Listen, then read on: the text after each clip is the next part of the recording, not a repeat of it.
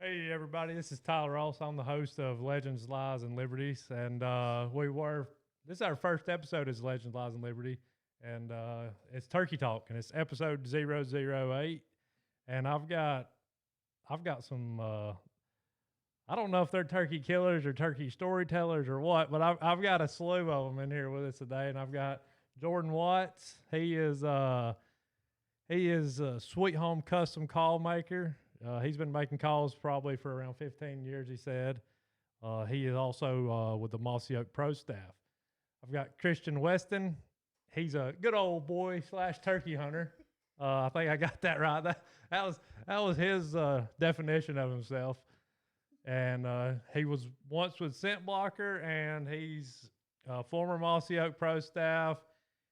He has been an ex-professional surfboarder out in Hawaii, where he, I think he got like 4th place one time, but there was only 4 surfers. So, but you know, whatever makes him feel good. He don't tell that part, I don't think, a whole lot. But I think him and Jordan's both killed Rios in Eastern. He did kill a turkey in Hawaii. Is that correct? That's correct.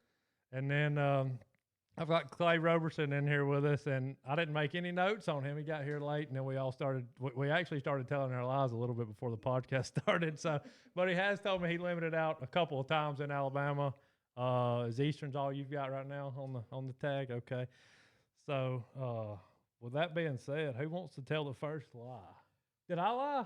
Well, I know. Did I lie already? You already. Well, I know that Right out of the gate. I know his surfing career got cut short because of the shark attack. So, Was he calling turkeys while he was on the surfboard and the shark attacked him? Was that how it kind of like? I think so. His foot's not real anymore. So. Oh no, he got those good prosthetics. So I did move to Maui for surfing 2 days after my 25th birthday.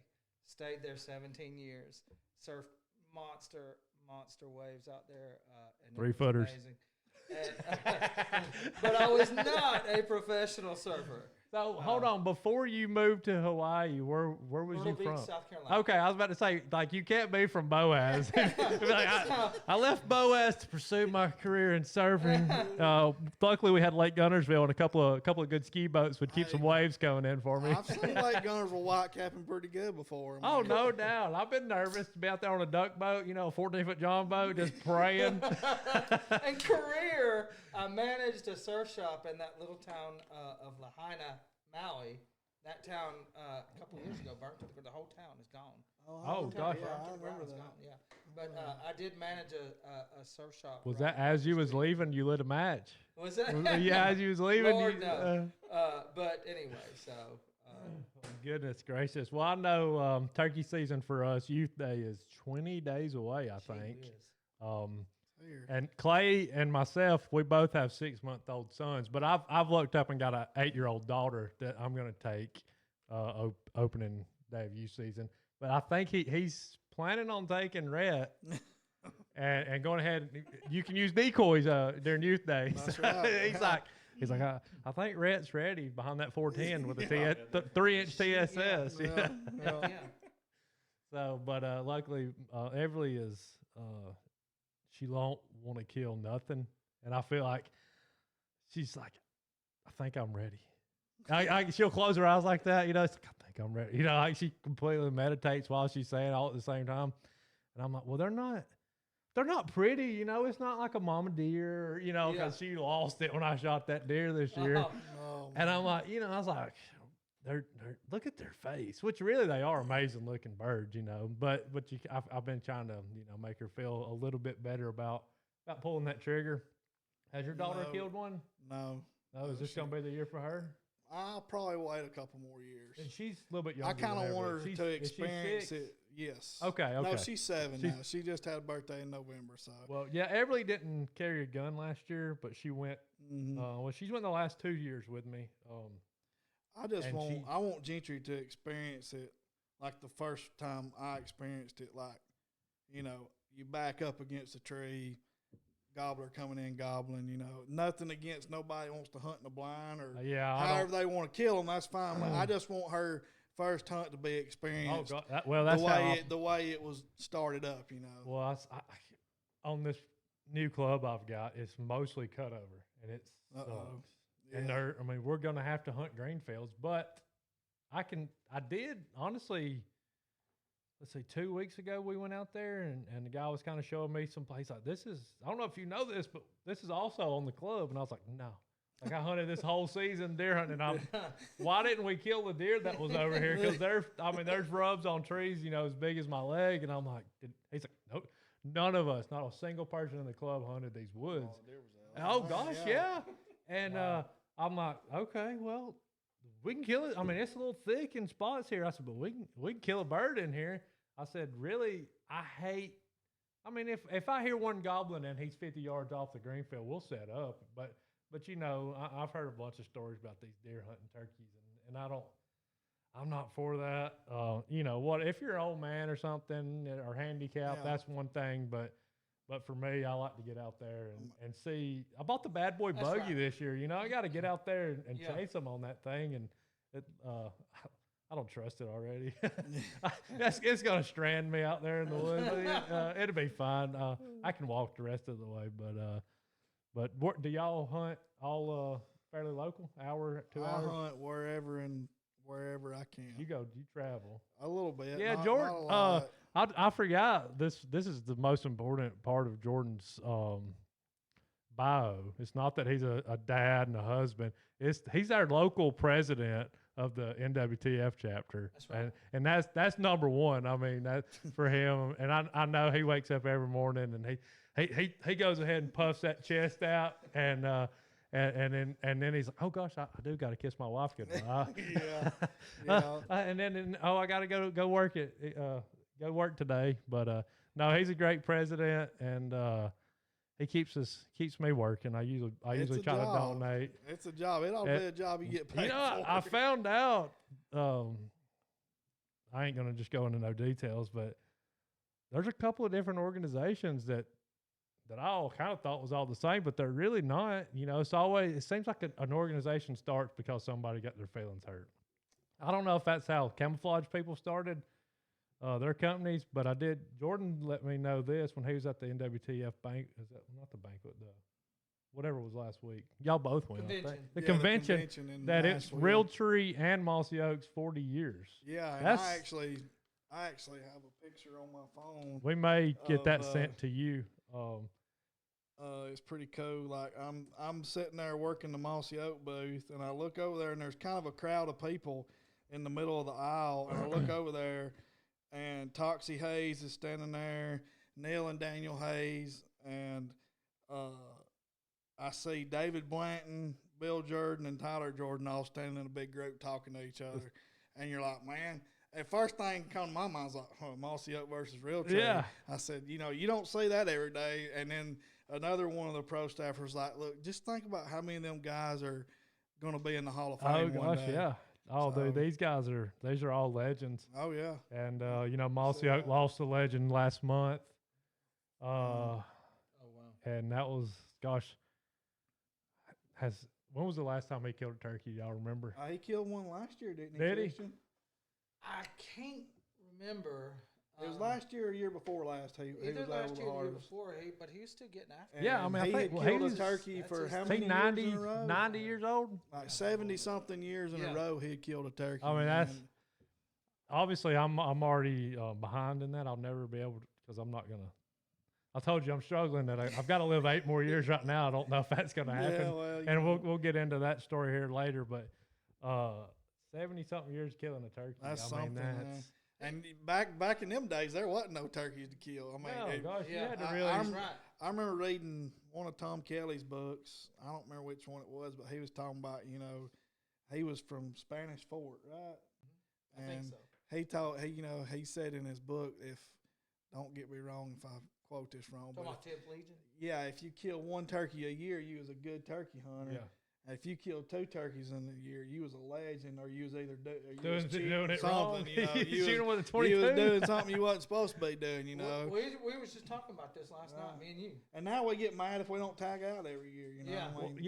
We should be thankful for to get 1 or 2 a year. You got that right. Yeah, it's because of pioneers like Fox Hayes, Foxy Hayes, and the awareness that NWTF and all of the conservation efforts and everything like that is why we have the ability that there are so many birds, and the protection of habitat and all of that stuff is a direct result of these fellows. Exactly. That he's talking about. The guys who, when we've been running calls and talking a little bit about, of course, he makes calls, but the guys who, they had to build calls because you couldn't go buy a call. You had to make one. Yeah.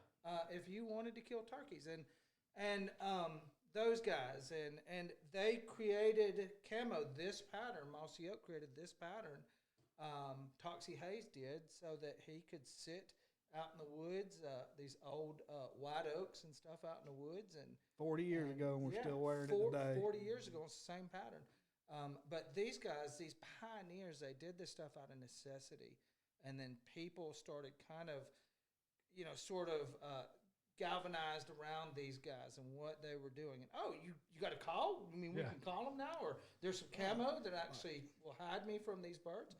The old camo, too, I'm glad they are bringing it back. Both, the original Realtree and the Mossy Oak. All kind of old stuff. Like this cut right here is full foliage, and it was one of their first patterns. Yeah, I mean, like my first turkey vest, I found it yesterday, and I bought a new one the other day in one of the original colors, just for the fact that I don't like that. I think it's like oh gosh, what was it, like APG green or something Realtree had back in like 2010.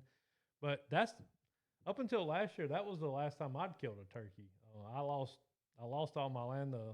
I went to church with this lady, and she let us hunt.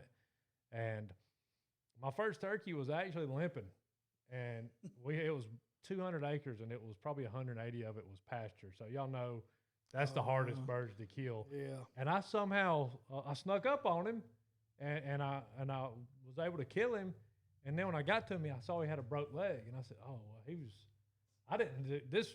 It didn't make me feel like I'd done a good job, because he was ready to die. He's like, I want this guy to kill me. At this point in my life, I guess he may have come off the roost too hard or something.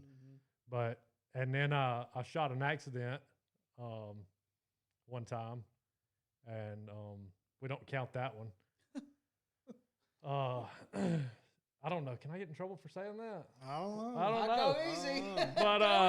But that's all I'm gonna say. And I felt, dude, I got straight up sabotaged like that. I crawled over this hill, and I looked, and there's one full strut at the bottom. It just kind of flattened out like this, and I was like, oh my goodness. So I just backed back up, and I started calling. It was perfect. I mean, 2 minutes, this head bobs over the top. I mean, I smoked it. He said, "Oh, girl up, y'all." Oh my. And I was like, well, all right, now he knows. Yeah.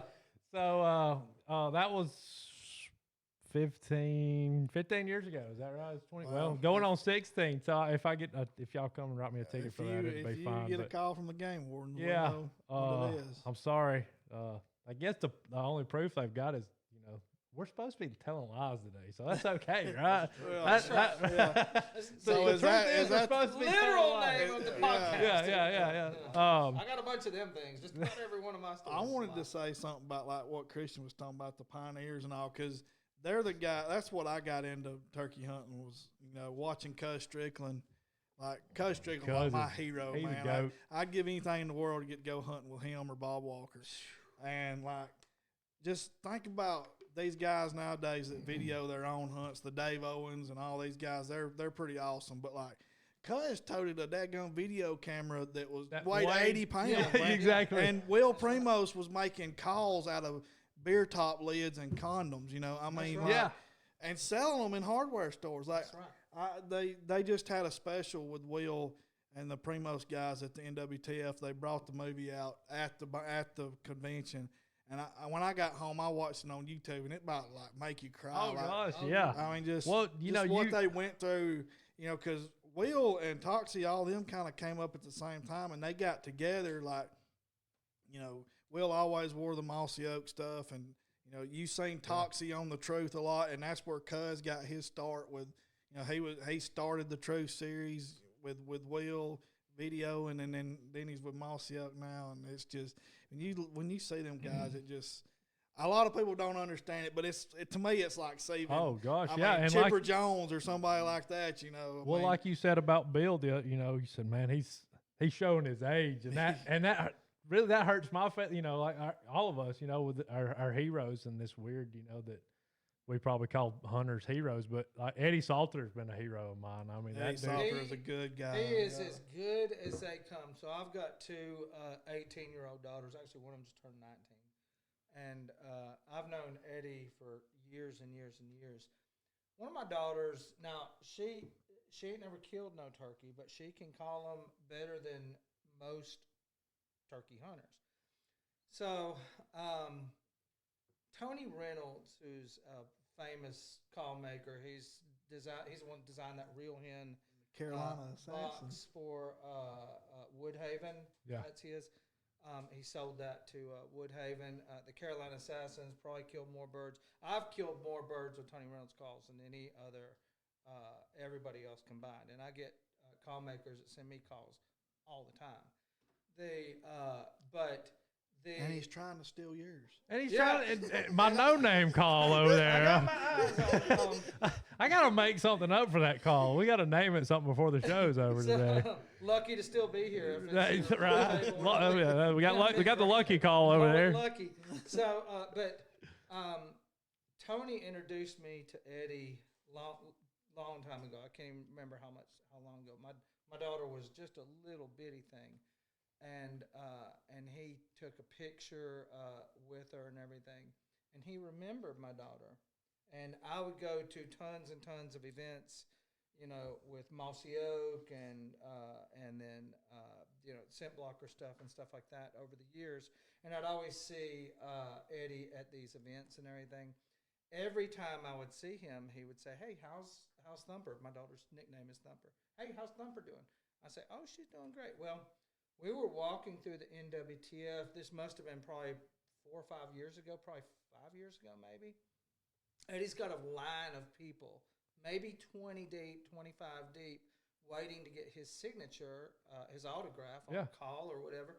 And so he's got them lined up. We're walking past, and he leans and kind of his head out like this. He says, "Hey, y'all hold on a minute." And then he turns to the people waiting in line and says, "Hey, y'all, please forgive me. I have to go give this little girl a hug." and he stopped and he come over and give Thumper a hug. And that meant the world to me and the world to her. Because everybody knows Eddie. He would do anything for anybody, give you the shirt off his back. He's one of the nicest, humblest people. Man. They all are. Well, really, I got a story about Eddie too. Back when I was with Scotty Maddox at Strutting Custom Calls, we had a booth in Nashville, and we worked months getting ready for this show. And I have a buddy, Ken Graham from Decatur, one of my NWTF buddies. So him and Eddie's good buddies, and he brings Eddie over there to introduce us. So we get to meet him. He's like, "Hey, I got a show in Montgomery next weekend. I'd love for y'all to have a booth." And, we were turning everything by hand on the wood lathe and, making the calls on the press by hand. It was just me and him. That was it. And it's like, we just don't know, if we'll have enough product left over and this and that. And he said, "I tell you what," I said, "I know y'all got to work. Y'all have taken off for this, but if y'all will come and set up Saturday and Sunday," he said, "I'll cut the bill in half. You won't owe me but half of what a booth rental is." And they're not most of them guys, they want to make that almighty dollar. And he's like, "Just come, we're trying to get this built up. Just come." And, $200, I think is what it was. And man, it was well worth that. And he just little things like that make people special. Well, I've been just YouTubing Eddie because he's getting to be one of the older. He's probably late 70s, I guess. And we've been watching him, and Everly, she's 8, like I said, and she. He's a barber, right? Is that what he is? All the greats were once barbers at least once in their life. Man. I mean, was it Harold Knight or was it David Hale that was the barber? One of the two. And Eddie Salter, as far as I know, Eddie Salter still cuts hair sometimes. Well, you know, he does that video. You watch him. Yeah, he cuts his hair. He tells turkey. Oh, yeah, that's right. You know, he's got one leg that's about 4 inches, 3 or 4 inches shorter than the other one too. Eddie does. Yeah, look at his boots next time you go to an event. Probably all them heels he's climbed Well, over. he the was years. Probably walking around in circles. well, he was in Tuscaloosa Friday at Woods and Water. Yeah. And I wanted to go to that. I wanted to go, and I was like, I was just gonna take the whole family. You know, just it's two hours away. Yeah. Brandy's like, what are we gonna do? She don't, Yeah. And I said, Sounds like my well, wife. I tell you what, we'll eat somewhere good. If you go, we'll eat somewhere good. In Tuscaloosa that we don't have in Boaz. Yeah, which right. is got to be at least 3 or 4 more things, right? So, and then me and Everly, like I said, we've been watching Eddie and watching the old stuff, and I picked her up from school, and I knew we wasn't going to go. She gets out at 12 at the Shepherd's Place, and I was like, well, my plan was we'd pick her up and just go, and she didn't say nothing, and I was like, okay, she's forgot. Well, it was a little bit later in the day, and she's like, Dad, when are we going to see Eddie Salter? And I was like, we ain't gonna make it today. And she's like, Oh. she's so mad because she's like, one thing is she was wanting to hear him and meet him, and I've got him to sign an old hat I've got somewhere. I guess for all my other hats, I don't know where, but it's faded off and you can't even see his name. But I know Eddie Salter signed the hat right here, And she said, well, Dad, I think we could get him to do a podcast. And I was like, I mean, realistically, if he would say yes, I would haul this setup all the way to South Alabama and set, in his barbershop now that I know that, or wherever, just to get some Eddie Salter wisdom. And that's like with Larry Odell, he's big archer right here close by. He was my first podcast, and Larry's kin to me. Great. Yeah, like when I was a teenager, I bow hunted, but I couldn't afford to always go over there and buy something. I mean, it's expensive. This is an expensive hobby we've decided to love. And I started going over there, and me and my buddies would set for hour, 2 hours. And like my mom would know, she finally understood that, Tyler just at Larry's. And he said, well, what y'all doing today? I said, we're just over here for wisdom. We're just, and we'd sat there on the couch or in a chair, and he knew we wasn't going to buy nothing that day. But we would sit there and soak up some Larry Odell wisdom and knowledge. And that was memories that I'll cherish forever. And that would be cool to, I don't know if I'll ever get to do a podcast with Eddie, but just if I can take Everly and we can, get a picture and she can, say I met Eddie Salter and maybe she'll kill a turkey opening day. And she can say, "Hey, Eddie, You should Eddie, reach out to him. And I'm gonna do my best. Andy's a real tree guy. Hunter specialty and realty. I know we hadn't really said nothing about that on air just yet. We was off air when we was debating. I'm the only realty guy in the crowd tonight. It's okay. It's okay. I got 2 different hats, so we can not be picked on. I was gonna find one. I was gonna mention this. I got to thinking, maybe if I have a change of clothes that are mossy oak, Jordan might ask me to go on a hunt this year. What do y'all think? It better be mossy. Well, I know for a fact. I would, I'd let you wear your real tray because I have had to hunt with Sitka guys before. I won't that's wear a whole different story. I won't wear Sitka. We won't even start that. I won't wear Sitka. We won't start that, but my mom. No offense if any of y'all wear it. No, my mom bought me a Sitka turkey vest last year for my birthday. My birthday's the 19th of this month, so it's like perfect for I get whatever I want for turkey season right at the opening. And she gets me a Sitka turkey vest, and I said, "Mom, what is this?" And she said, "Well, that's what everybody, And I said, I promise y'all, guys, y'all can look anywhere on this property." I said, "Send it back." She said, "Why?" I said, "I ain't wearing it. I'm not one of them guys." I said, "Everybody already thinks that I'm, I got a business and I'm doing this and I hunt. I wear Sitka." No, I'll wear some mossy oak camouflage, or I'll wear some Realtree, some Walmart, whatever they sell before I start wearing that overpriced. And then I've heard all these guys, boy, I sure stay warm in it. And I'm like, you know what? I've been carrying a buddy heater with me. I've been staying warm too. Oh, my brother-in-law bought me a set cabini for Christmas one year. And I opened it up, and I had to have this look on my face like, what the crap is this? Well, my wife's like, I said, I don't want this. Yeah. Like, I was trying to be nice. I was going to re-gift it. And give it back I to was him for his actually birthday. going to swap with my buddy because he had a Nomad Bottomland beanie that I thought was cool. So, and she's like, you can't do that. He give you that. I said, that am one not costs $40 more wearing it. than that one. I mean, yeah, I mean, so my wife not knowing, I made the swap, and I don't have that set cabini anymore. She knows now. She ain't gonna It's listen to lies. this. Lies. Lies, Kristen, lies. Well, you know, I think it kind of hurt her feelings because she thought, you know, she'd found me something nice and it was expensive, and she just thought I would just like it. And I always like something that's pretty expensive, but I just can't fathom paying that much for anything. I asked for a new vest this year. That's I think it was one of the I don't know if it's the, you know, Realtree made so many. Did you get the 40th anniversary? I don't know Realtree? if that's the one I sent her or not. No. And but it is. But I did tell her Realtree original. But I got to thinking a while ago. I've been saving some money. Actually, I blowed it all yesterday. Probably at my turkey banquet, right? But yeah. Well, I got to. Everybody's wanting. Ducks Unlimited has already reached out. And I'm like, I don't even shoot. I can't even see ducks anymore. They're so fast. I don't even want to go shoot Thanks, them. Ducks Dynasty. Yeah, they make me look bad when I go. But I was like, I don't want Sitka and I don't want this, but I do. But I was like, last night for real, I said, I may. What else with True Timber now? And he's the whole reason. The whole reason. Yeah. Like, Are you serious? I'm That's what serious. I heard. I mean, I know his new No, turkey gun he is is True Timber. I Googled. The Me and Bone him talked Collector on the True phone Timber, for 20 yeah. minutes, and they are True Timber. And I'll be honest, I don't like the looks of True Timber. That's the guy. Hey, that's the guy from South Carolina.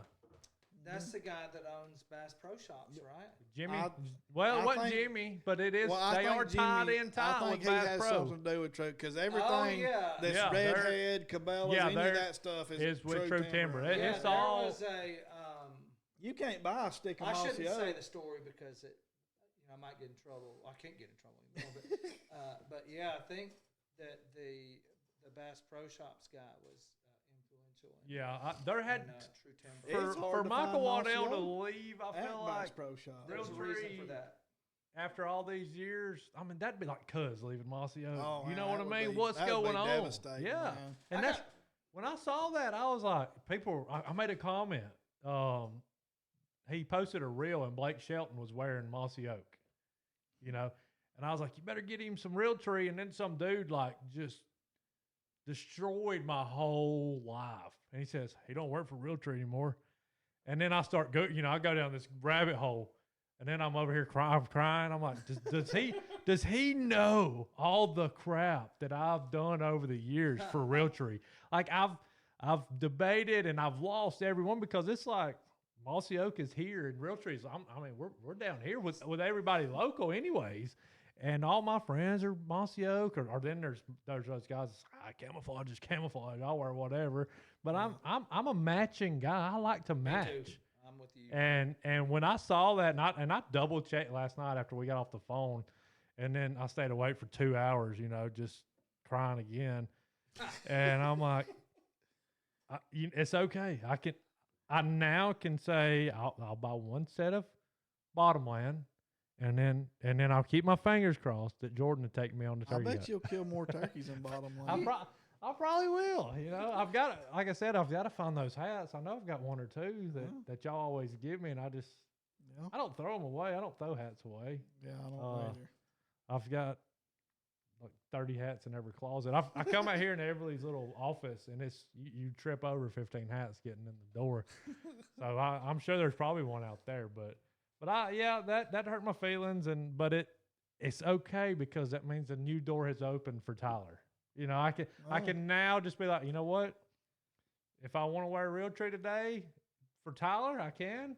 Or if Jordan calls me and I'm going to go hunt with him, I can say, you know what? It's gonna be okay.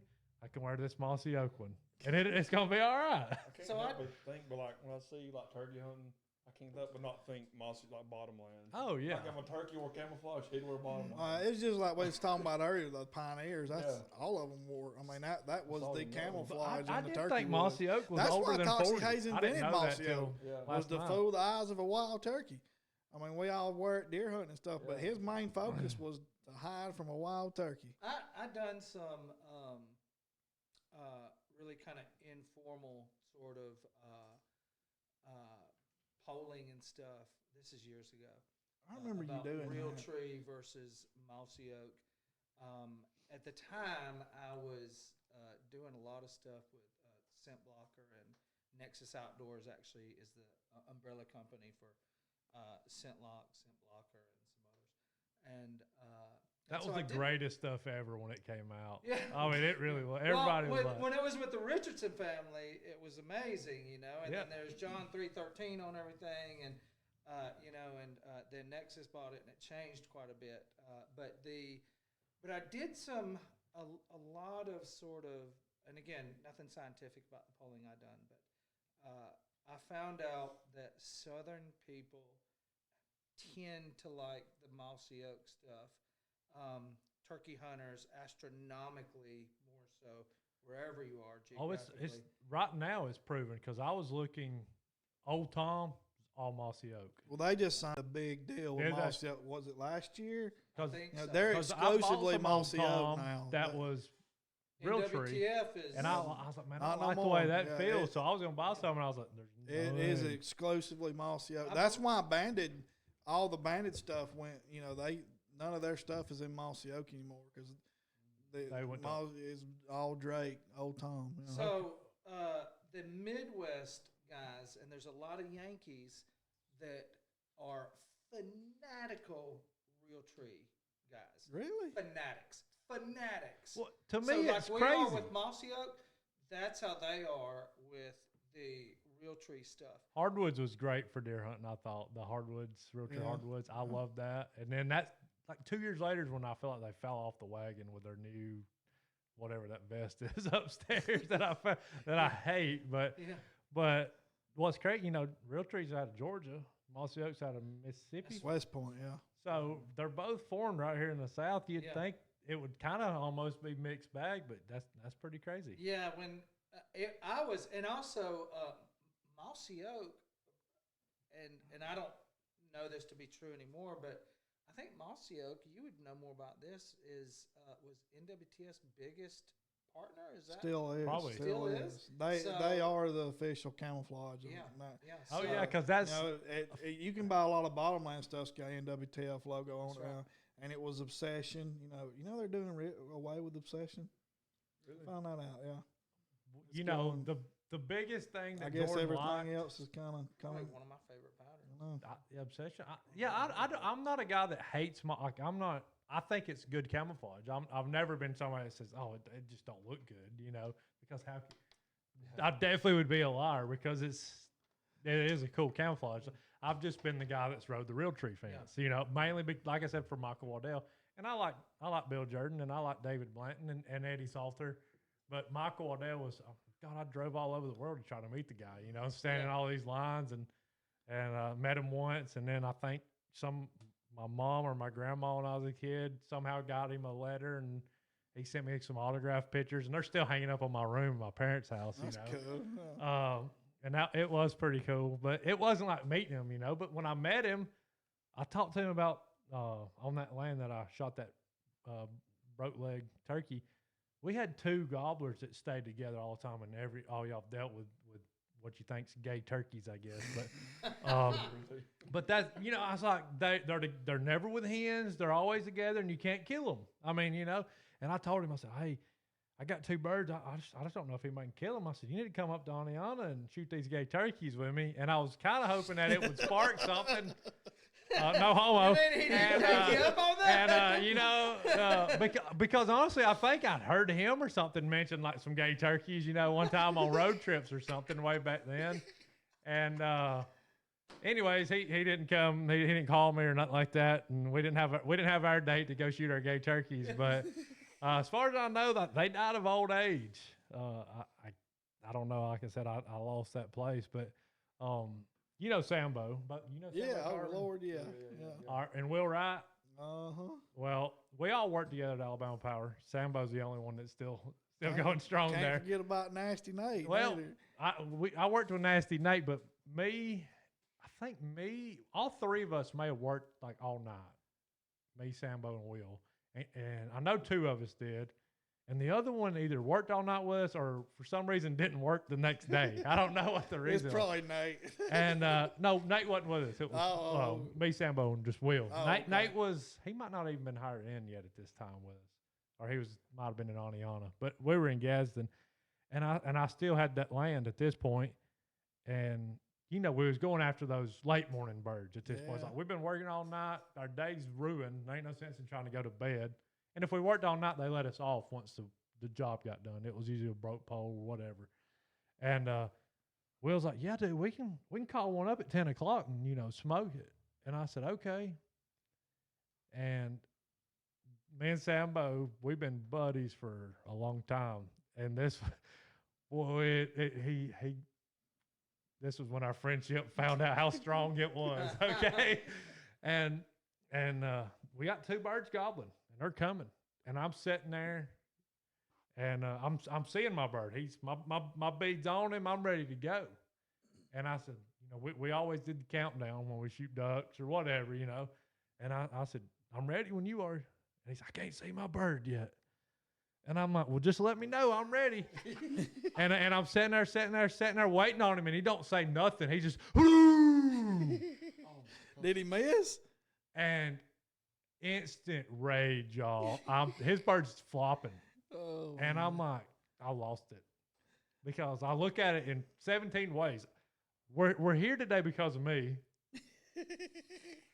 I've been oh yeah. It's on your land. Yeah. I've been ready to pull the trigger for 2 minutes, and I can't see my bird, and then without a 1-2 nothing. Boom. You just shoot. But because I got so mad, and I was young too, I was still a young turkey hunter, I didn't even realize how sometimes, they'll attack the other bird. Yeah. I've killed a pile of them after the first If shot. I would have just chilled out, we could have doubled. Right. But I promise y'all, I jumped up and lost my mind. We didn't turkey. We might have been like 2 times since then, which I lost that land, and then it's been kind of spotty. Like the last 2 years, the first time I've been back hunting. But, whoo, Lord, he said, later, that was probably my bad. I was like, probably your bad. He's like, I know, but as soon as he got in that opening, I didn't know how long it was going to be. And I was like, you got it, experience right and there, I was like, looking back, I get it. And I should have been a little more patient because we could have doubled. But boy, just being young and not just young turkey hunters, but we were probably 22, 23. And oh Lord, I don't even. I'm ashamed to even think about the words I probably said. It's funny that you mentioned Sambo too, because Nate, he was supposed to be here with us tonight, and he had to go to church. But me and him was talking the other night, and something got brought up about Sambo, and the same situation, kind of like they got off work one morning. And he said, "Hey, let's go down to Clay County and." I've been getting on these turkeys late in the morning. We'd get down there and we'd kill one. He had a lot of pastures he could hunt, and the way that land laid out, he had a lot of big drainage ditches that you just get down in and crawl up and get pretty close to them turkeys without them seeing you. I think you have to ask Nate, but I want to think Sambo missed 3 turkeys that day. I think he did. I'm pretty sure he did. So sorry, Sambo. I wish I knew how to call him. We would just do a call and see. Sambo's busy, but I don't know. He might not be. It's hard to say. But that would be funny to get him on the phone and just hear. But it did. It put our first crack in our relationship. We're pretty good now, but our kids are back playing ball, not together, but same age group, and so we're hopefully we can kind of grow our kids up to. Man, Christian's kind of that way because he done me dirty. Did he do you dirty? It was on a turkey hunt. I like that smile. He's like, it was we were in Indiana, and I I tagged out the evening before, so I was saying, hey, I'm going to go hunting with you this morning before I come home. He's like, sure. You know, we drive my truck. I even let him drive my truck, and I sit in the passenger seat. Oh, here we go. Now, I'm just going out of my way for old Christian here. And Last guys finish last, don't they, Jordan? I don't particularly like snakes. And I feel like they're a spawn of the devil. You know, you That's said what earlier we preached about today. that your preacher preached about that day, and I truly believe they are a spawn of the devil. Well, funny man over here pulls over real quick, and he said, "Oh man," I'm like, "What?" He said, "There's a snake," and he just goes up and grabs it, and I run a 50-yard dash in like 3.5 seconds when he grabbed that. Fastest man on earth. Out of my truck, down the road, 50 yards away from him, and he's sitting there holding that snake, getting in my truck. What kind was it? It was just a black snake, but any snake is just. If you was wondering, they're just mean. I don't like them. They're just nasty and they're gross and they got crawl a around their smell, belly. too. Yeah. There's two versions to every story. Whatever. Let's hear his first. And you know, I was not going back to that truck with him holding that snake. Because he had done pulled one over on our buddy Andrew. What was it you done to Andrew just a couple weeks before that? Something with a snake. You throw one at him or something, didn't you? That was the year before Oh, in Indiana wow. again. Okay. We was up there again. What is it about Indiana and snakes with you, Christian? We don't like no snakes there. Oh. So here's what happened. Is I'm driving his truck. his guess. We had a big old long beard out in front of us that morning. Remember, and them deer come out and ran him over, and he took off and went the other way? Yeah, I do remember that. We had a big old long beard out in front of us, but we couldn't. I think he was finally starting to get closer, and then these four or he five come out the end of the field. Yeah. Indiana deer run out and ran right over that bird, and that was it. But we was driving off, and I was driving his truck, and we was going over this bridge that was washed out a little bit. And so we're just kind of creeping over it, and I looked out the window, and there's these two big old black snakes, and I know that he's scared of them. And I said, "Oh, I think we'd done talked about it. I said, you ain't gonna believe this. I said, there's two big old snakes, and he said, Christian, Was that king snakes? big old whatever they got them big black snakes in Indiana, whatever they are. It was Those black mambas, probably. Cold king cobras. I mean, it looked like it would just swallow you whole, you know. So I hop out and I grab one. He's done lit up down the street, just like he said, doing the 50-yard dash. So I don't want an Olympic gold medal that day. So he's like, I ain't coming back there. And I said, I'm going to throw him in the creek, because there's a creek under that bridge. So I throwed him in the. Now there was two of them snakes, right? And so I throwed him in the water. Well, we was going to try one more spot, and he's on the way to the next spot, and he's got the center console of his truck, right? I said, hey, and I have all of this on film, and I shared it on the Mossy Oak Pro Staff page, and I said, hey, do me a favor, open that center console out. Oh, God, I'd been so mad. Give me a call out of there. It would have been the end of our friendship. And he said, what are you talking about? No, I ain't open. I said, all right, I'll get it myself. And he leaned over and he pulled that. He knew what was in there. And I said, come on. I said, I need how are we going to kill a turkey? He said, you got calls in that wallet I gave you around your neck. And I said, but the one I want is inside of there. And so he's holding on to that thing and everything. Well, of course, there wasn't a snake in there, but for the longest time, he thought there was. Well, he left back. That was the worst part. You about caused me how to wreck that day. He leaves either that afternoon. I think I was driving through downtown. What Kentucky? No, I was still in India. What's the town right outside of the camp and all? What's that? Madison. Downtown Madison. Christian calls me and said, are you driving? I'm like, well, yeah, Christian, I just left. You just saw me leave. He said, well, pull over. I need to tell you something. I said, okay, let me pull over. Well, I didn't pull over. I said, okay, I'm pulled over. Tell me. He said, well, you remember that snake? You might want to look underneath your. You might want to look underneath your truck seat. I said, there's a decoy Christian, bag under and I probably said a choice cuss word or two, because sometimes when I get mad, I say one. And Christian, if there's a snake in my truck, I'm driving down the road fixing to go across the Ohio River, and meeting cars left and right, and I'm looking up under my truck. It's like, if there's a snake in here, I'm gonna run off into this river. And I said, well, he's in the bag. He's in a bag. You're good. Yeah. He's carrying on and everything. He don't know if I'm making funsies on him. Or it was horrible. And, but what goes around comes around. Because, us turkey hunters, we're very superstitious. And, we don't do this and don't do that. And, hoodoo curses and all this. Well, I burnt cornbread on him for a while, and he got it back. I'll let him tell you. Burning the cornbread is, right? That's what them voodoo people do in their voodoo rituals. They burn up the cornbread. and so we got to talk about burning cornbread and sabotaging somebody's hunt because you put the voodoo hex on them. Oh, Lord. Well, so my son last summer. Oh, wait, you got to stop. You got to start towards the end of turkey season where it all started. The cornbread burning.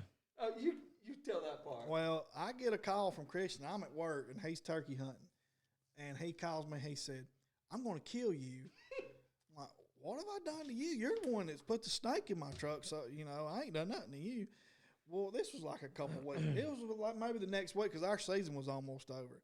And he's like, you would not believe I went to go get in my car, and this giant rat snake come crawling out the grill of it. No. Yes, he said, I know you put it there. Yeah. I'm like, Christian, I'm at work in Aniana in a Centos truck. I don't like snakes. I ain't going to touch a snake, and I still ain't lived that down. I was about a half a mile down the road, and this joker come up from under the grill, up over the hood. While you're driving? While I'm driving, right to the windshield. And I ain't scared of snakes, but whatever. Yeah.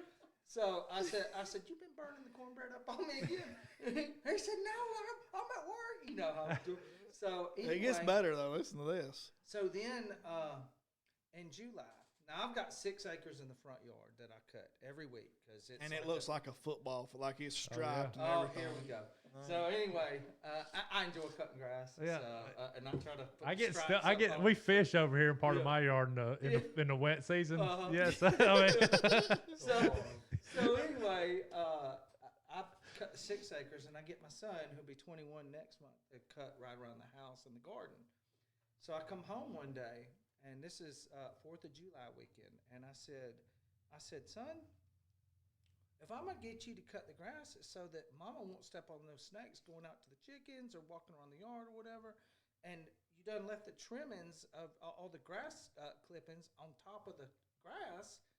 And you more likely to step on a snake now than if you just let it grow up to your waist. And he said, Daddy, I'm sorry, and everything. We're standing now. He lives in our guest house, right in the downstairs of our guest house. Man, I wish I was a Mossy Oak Pro staffer. So we're standing on the walkway that goes from the guest house up to the main house, right? And we're looking over the backyard, and we're just talking. He said, "Okay, Daddy, I'm sorry, and I'll do better and stuff." Well, 4 hours later.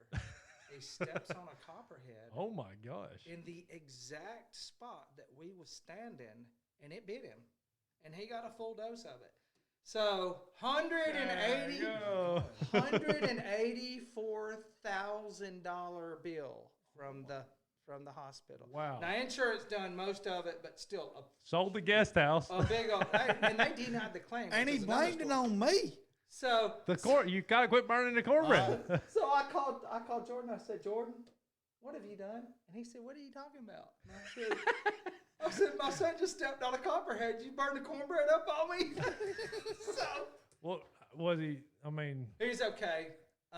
3 days in ICU. Not quite 3 weeks on crutches. $184,000 bill, which the insurance company denied.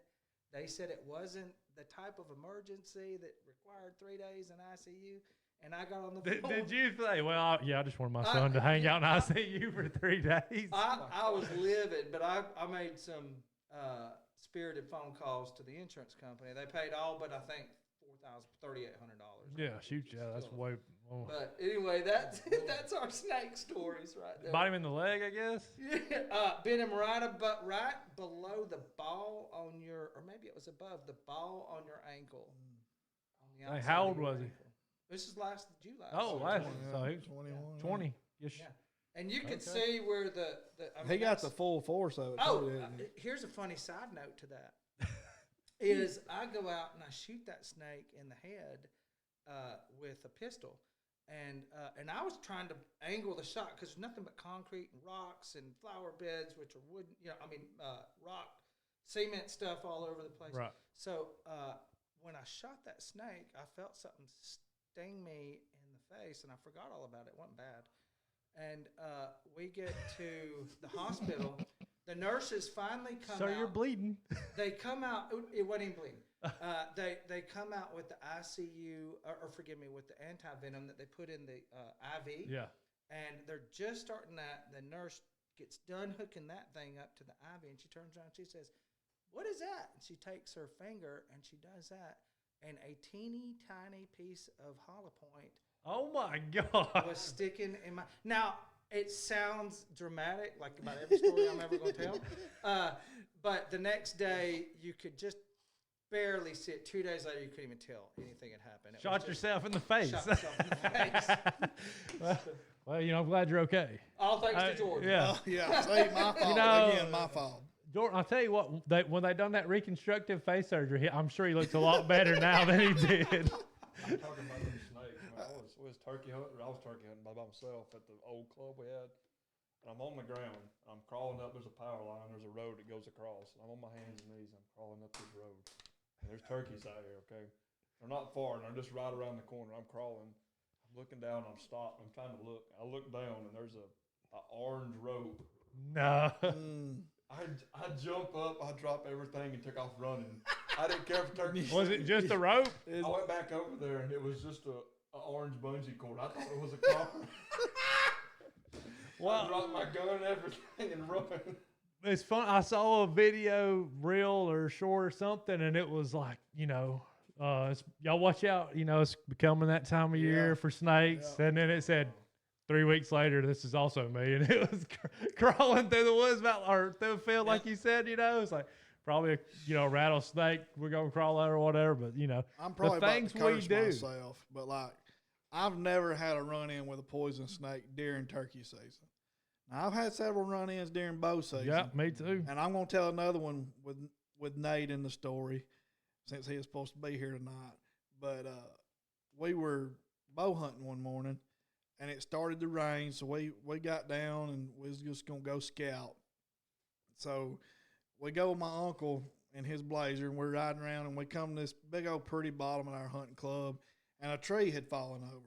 So he was going to look and see if he could hook to it and pull it out of the road, but the tree was too big. Well, while he was doing that, I was going to get my binoculars and go up on the side of the hill and look at some white oak trees and see if they had acorns in them.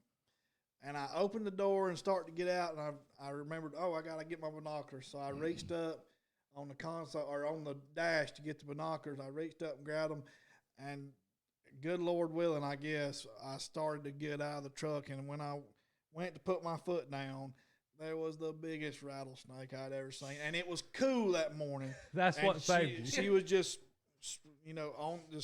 spread out there. Oh yeah. And I again might have said a choice word, and then Nate's instincts. As soon as I said that choice word, my uncle had a pistol there in the console. And how Nate knew it was there, I don't know. I guess he's just really good at knowing his surroundings. He grabbed that thing and shot that snake, and my uncle thought it'd be a good idea to carry the snake back to the hunting club, and he put it on top of the blazer. The snake come back to life and was crawling down the side of the blazer. If I kill a snake, I'm cutting that thing's head off. Yeah. Making sure so I'm like, hey, you're going to have to stop this blazer and get out and kill this snake again. Well, that was... Come back to life. Well I bow hunted. The devil. Yeah, hey, no doubt. In well, when I bow hunted, that's all, I'd rather bow hunt than anything. When I started way back, I don't even have a bow anymore. I feel I've gotten lazy with that. I felt terrible, but I got to where I felt like I was as good as anybody with my bow. I could shoot a little bitty brown bird, a chipmunk, a squirrel, a deer. But one day we had a 4-wheeler trail that led to most of our hunt, but we never drove it. We park at the gate and walk the trail. And it was cool morning, or I guess it might have been late morning. I can't really remember. It was daylight outside. And I was walking down that trail, and sure enough, stretched out, I don't know, probably 5 foot, full. I mean, all the way across the whole trail was a big old rattlesnake, biggest one I'd ever seen at that time. And I look at it, and it's not worried. It ain't doing nothing. And I look at my bow, and I look at it, and I look at my bow, and I'm like, okay, I made a new trail this way. And I left it there. I said, Yeah. I didn't have a pistol in my bag or nothing, which it was strictly bow season, I think, at this point. But I was like, in case I'm by myself, in case I do miss, which I don't feel like I will, but in case I do, and he gets mad, they said, I think they can jump like their whole length and a half or something, and I like just don't know that, how fast I'm going to get out of there once I piss it off. But I did. I made a new trail and got out of there and left that one alone, because I used to be probably about as bad as you are. And then one day somebody taught me how to catch a snake, which it was a non-poisonous. And then last year, is that the snake that you was talking about beat you no, earlier? well, not that one. Last okay. year I was looking for rattlesnakes in this right away last year and come across the black racer. And I'm gonna tell you what, that's a job to catch fast. one. They don't want to be caught. Yeah, they're fast. I promise you, 20 minutes later, I'm like, I'm determined now, like I'm going to catch this freaking snake. I finally caught it, and then I rode around with it. Like it was wrapped around my arm. I was holding him, out the window. And I've got a picture, but the preacher was preaching on snakes and some other things, but he's talking about he don't like snake. And he's like, has anybody got bit by a snake? And I didn't want to raise my hand, but he's like, y'all be honest. I'm like... And it didn't like sink in, but it bit me in like one side, and it scratched down this finger. It brought blood, and so it's my snake bite story. Like I got bit by a snake. I'll take it. But after I fought him 20 minutes trying to catch him, I had him for 30 minutes aggravating him in the truck. He's mad at this point. Oh my Lord. And then they're like, well, since he bit you, did you kill it? And I was like, well, no. I mean, I was the one that pissed him off. You know what I mean? So I turned it back loose. But then, everybody at church was like, now we know what's wrong with him. And I'm like, it wasn't even a bad snake. I can't at least let it. It was a rattlesnake that bit me, or something. But no, it was just a old black racer. But they're aggravating, and if you aggravate them, they get mad real quick. right. But Snakes eat turkey eggs too. oh yeah, Yeah, well, it wasn't my property. Sorry, no. Yeah. That person said, no, you can't out here. You can't out here. I didn't even think. Honestly, I wasn't thinking about that. And there are a bunch of birds down there. Where I saw that, it was down in down in the valley down there, Bristow Cove and Little Cove, all that. I don't know which cove road I was on. I was on one of those coves, but that's kind of where that's where it happened at. But I did see a lot of poults last year down there while we were working. Looked like they'll have, I don't know if they kept, but Maybe they did. what about where y'all hunt mostly? Did it seem like the numbers looked good when season was ending for y'all? I seen a lot of turkeys during deer season this year. What little bit I went, I seen several, a lot of hens, several gobblers. By that time the poults, they're already pretty much look like a normal turkey by then. But well, we left. I had the opportunity last year to kill, to get my limit, and that was. It'd been 15 years since I'd killed a gobbler last year, and I ended up killing 3. Nice. And it was fun. And now I'm ready to let somebody else. I want my dad. He don't hunt, but I'm like, he don't hunt because he don't like the cold. Yeah. I'm like, you know what? He don't like snakes, but it's not cold, and we can. I haven't seen many snakes turkey hunting. I'm not saying I ain't gonna trip over a big old rattlesnake opening day now, but I try to kill rattlesnakes and any snakes that's on the club because number one, Everly is she don't want to run across a poisonous anything. Yeah. So I don't want her to be like, I don't want to go back because there's rattlesnakes. She got a tick on her like 2 years ago, and it was the end of the world. I ain't going back. There was a tick. And I'm like, oh my gosh, it's going to be okay, But I'm wanting Dad to go and get his first turkey. I'm wanting Everly to kill, which I'd rather her kill one first. And there's this guy in my hunting club who's never killed a turkey, and I'm like, that was the guy who was showing me all the property that nobody stepped on, and I'm like, well, yeah, well, I'll call you. I'm not no Jordan Watts, but I'll call you one of others. I've learned this from my neighbor. Not my neighbor. There's a turkey across the road, and all I got to do is say, "Hey, turkey," and they gobble every time. If you're as good as me, that's all it takes. Yeah. So I don't know if that's how it works for y'all. Not for me. I'm a turkey call builder, not a okay. caller. We got these sweet home custom calls that Jordan says they'll work every time if your hey turkey don't work. So you know what I think about calling. First of all, I'll talk about Jordan and again I've got countless turkey calls at my house. Countless of them. I've got a turkey hunting page on Facebook. A lot of top call makers on there. That's a good one. You need to check that out. Okay. Turkey Fans 33.3. Yeah. Like Jeremiah 33.3, which is call to me and I'll answer you and show you great and mighty things which you do not know. But that's a lie to the turkeys, though. I'll say that Jordan's calls for me. I don't think you can find calls that sound different, but I don't think you can find a better call than what he makes.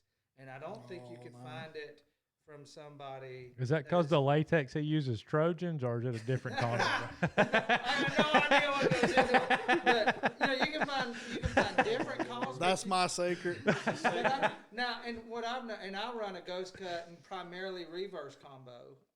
Matter of fact, the Alabama Sneaky Foot, I got to name that. That was a prototype a couple of years ago. That's a reverse combo. Here it is, right here. That call for me, Christian Weston special. I can do, if you and I'm not a great caller. I couldn't buy my way into a turkey calling contest. But I can also kiki. I can kiki on them most of the time too, and which is amazing. Coming from the guy with turkey calls wrapped around his neck right now. now, having said all that, we was talking about Camo, and we've been talking a lot about turkey calls and everything. And you touched on it earlier when you was hunting with your buddy and you got mad at him. First thing that jumped out on me is, and I've killed a bunch of birds and been very blessed in that regard. But first thing that I thought of, well, that's just lack of experience, because if he'd have sat there, he probably would have called him right back and killed him. But forget about the calling, forget about the camo and all that. Really, the guys who kill, tag out every single year, those are the guys who understand the woods. Yeah. And understand. You mentioned about sneaking up on that bird with the tore up leg. That's the hardest thing there. And I went through a spell for several years where I would not call very much, and I would try to sneaky foot up to these turkeys, and for me it was how close could I get to the turkey without doing anything and just shoot him. And some people are going to criticize that, but I think if you can sneak up on turkey, you done. If you can sneak up on one in an open field, you done. Man, that was a job. Even in the woods. That was where I was, and it was. But having said all that, it's the woodsmanship, I think. That's number one. And it's understanding, and it's having a lot of exposure to turkeys, I think, is whether you've killed a lot of them or not, it's understanding turkeys, but understanding the woods and understand how to move through the woods when there are turkeys around. I hunt in what I would consider to be the hardest, thickest stuff that you wouldn't even think that there's turkeys in there. One year I was at the top of this ridge, and of course there's 6 inches of leaves, and I'm trying to figure out how to get to the bottom of the ridge without blowing the whole woods out. So I've got a little pot call, and I'm raking leaves because there's no way to quietly walk down this ridge through this thick leaf litter. So I'm walking and deliberately raking leaves. And a turkey, they will do it in sets of 3. So it'd be like either or it'll be, and then they'll see what they've uncovered, right?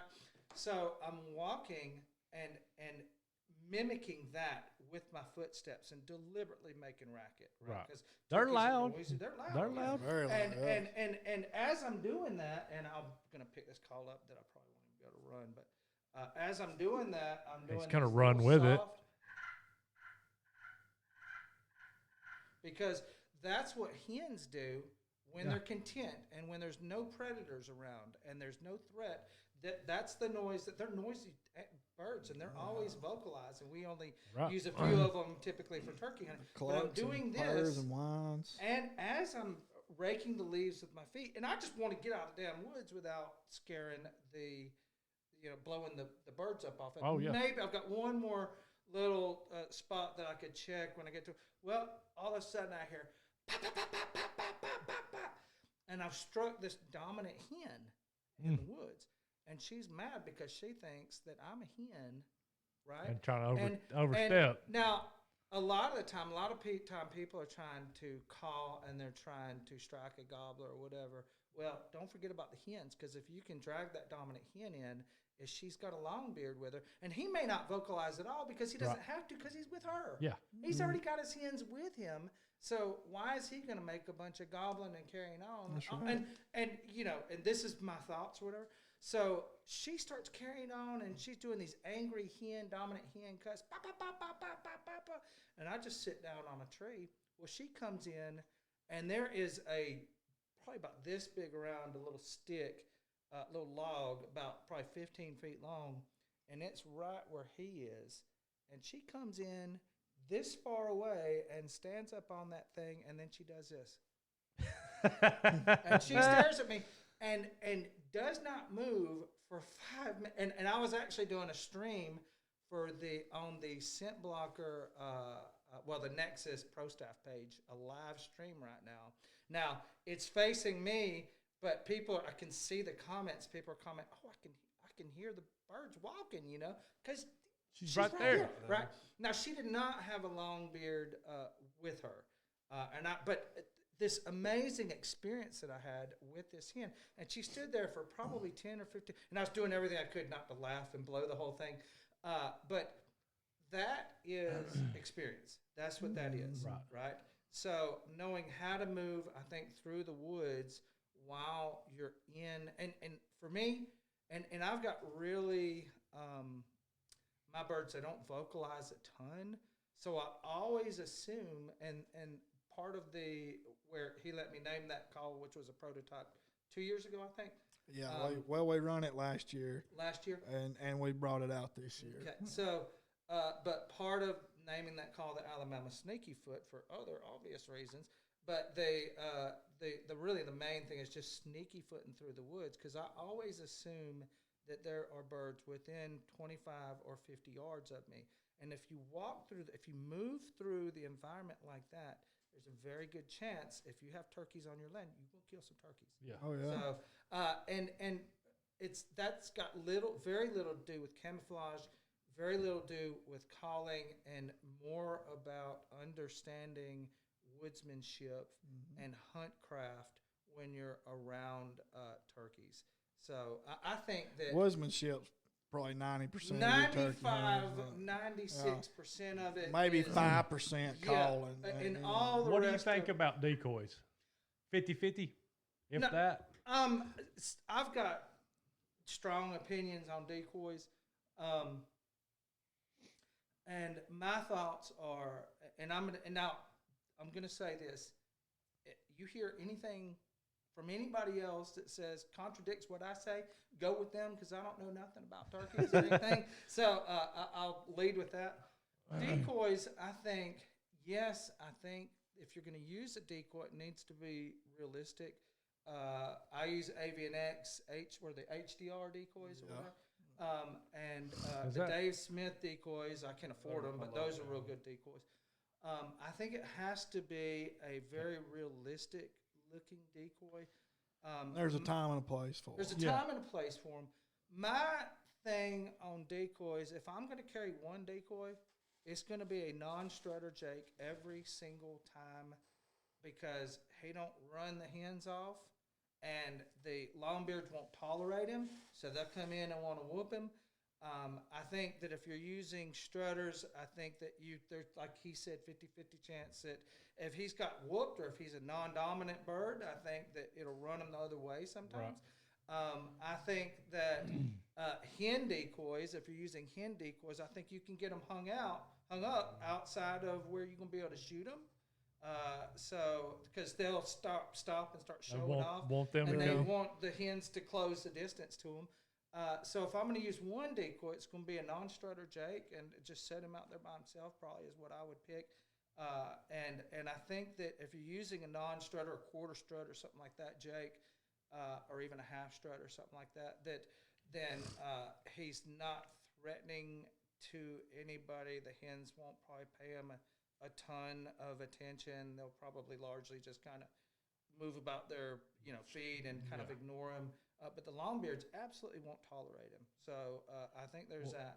I was watching the little Can't Stop the Flop, that Waddell does, and it was I don't know if he's got a new season coming out or not, but it was last season, and he said, "You want me to, Waddell? I mean, he's killed no telling how many birds and been a part of killing no telling how many birds, so he knows what he's doing." And he said, "If I show it this fan, I don't know if it's going to come in."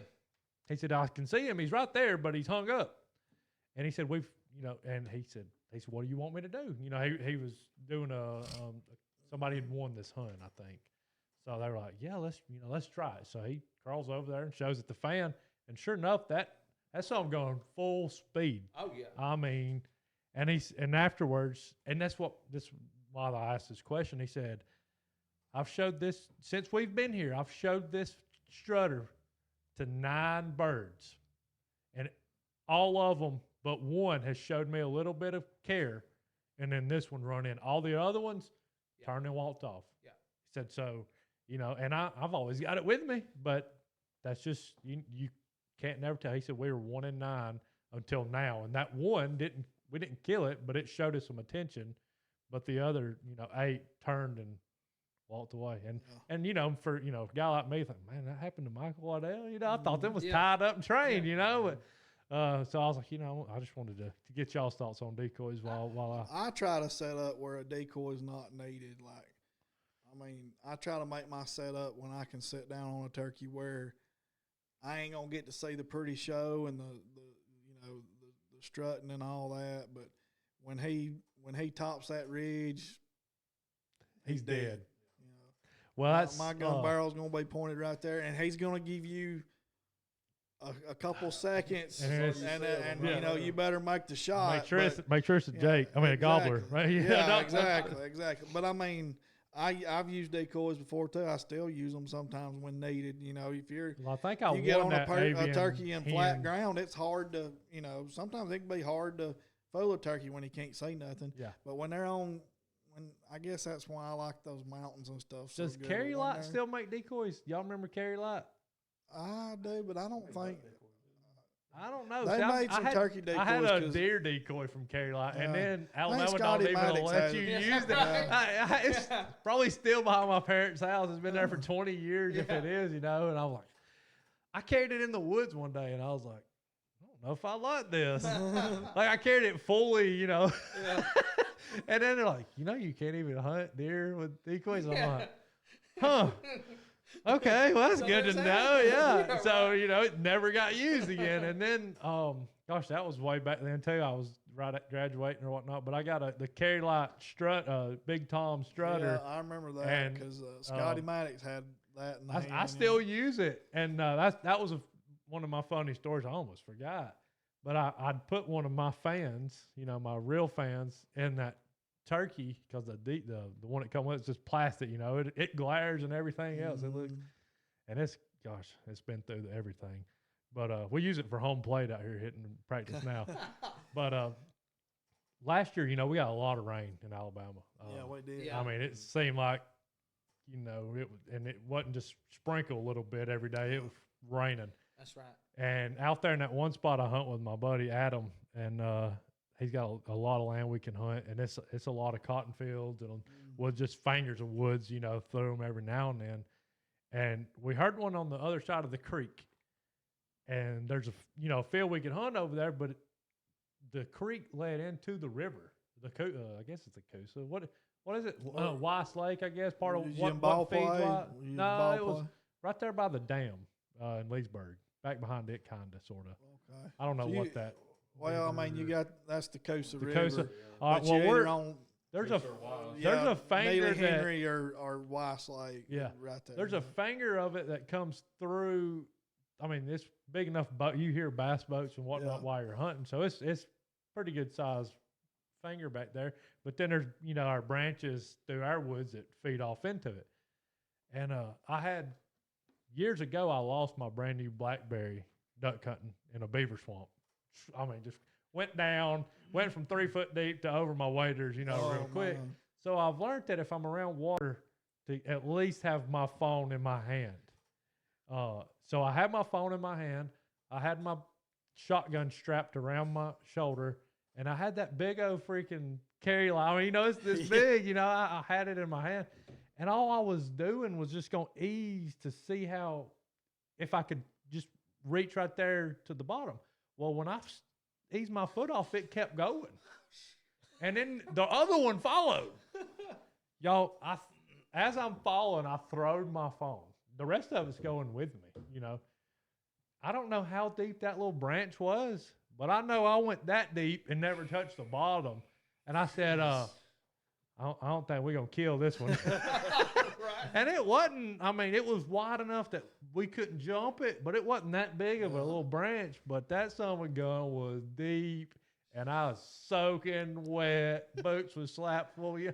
I promise you, I went to my chest. And I think what stopped me from going to my head was that big old stupid decoy that turned into my float, But I was like, he's like, you got any more clothes? And I said, I don't know. And for whatever reason, I had a whole nother set of camo, real tree, in my truck. So other than going commando, I had some camouflage on the rest of the day that was dry. But yeah, I'm gonna try to, I guess, take a canoe if we get that much rain this year. But the bird quit gobbling after that. I'm sure he heard me fall in and scream and whatnot. But my buddy, he's just sitting there just staring at me. He said, how deep was it? I said, I don't know. I don't know. He said, I never touched the bottom. He said, dang, that's pretty deep. I said, yeah. I said, I guess we better go somewhere else now. Well, he never made another sandwich. Well, I think it's, telling to me on that story is that you didn't give up. I'm real aggressive when it comes to hunting turkeys. And I think a lot of people, particularly people that don't have a lot of experience around them and stuff, if one gets hung up or whatever, they will let the dang bird walk off, and then they go home and tell us, I had one, he got hung up, he turned around, hen dried him the other way, whatever it is. Dude, I've got like 20 different calls for that reason. Yeah.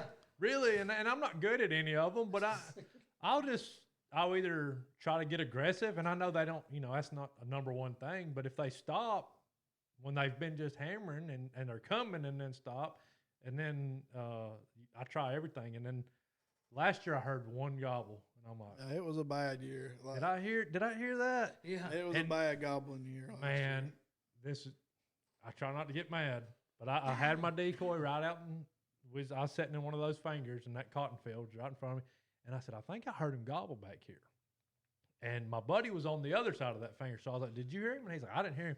So he had his son, and I had my daughter, and we were, just split up through the fields there, and I looked back probably 30 minutes. Nothing. I'd got to where I'd look at my phone. I've got to where I've tried to be a little more responsible and not call every 2 minutes.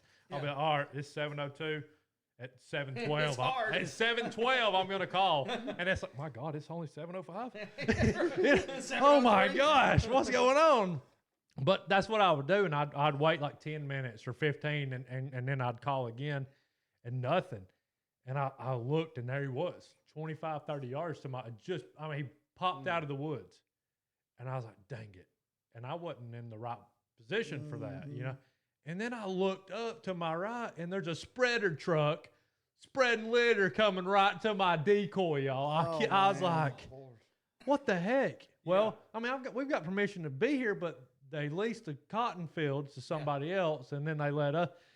And apparently, this was his last year for the lease of the cotton that the grandson of the actual landowner was going to start growing the cotton. So he was like mad and whatnot. Never checked up. I'm like, he's not going to stop.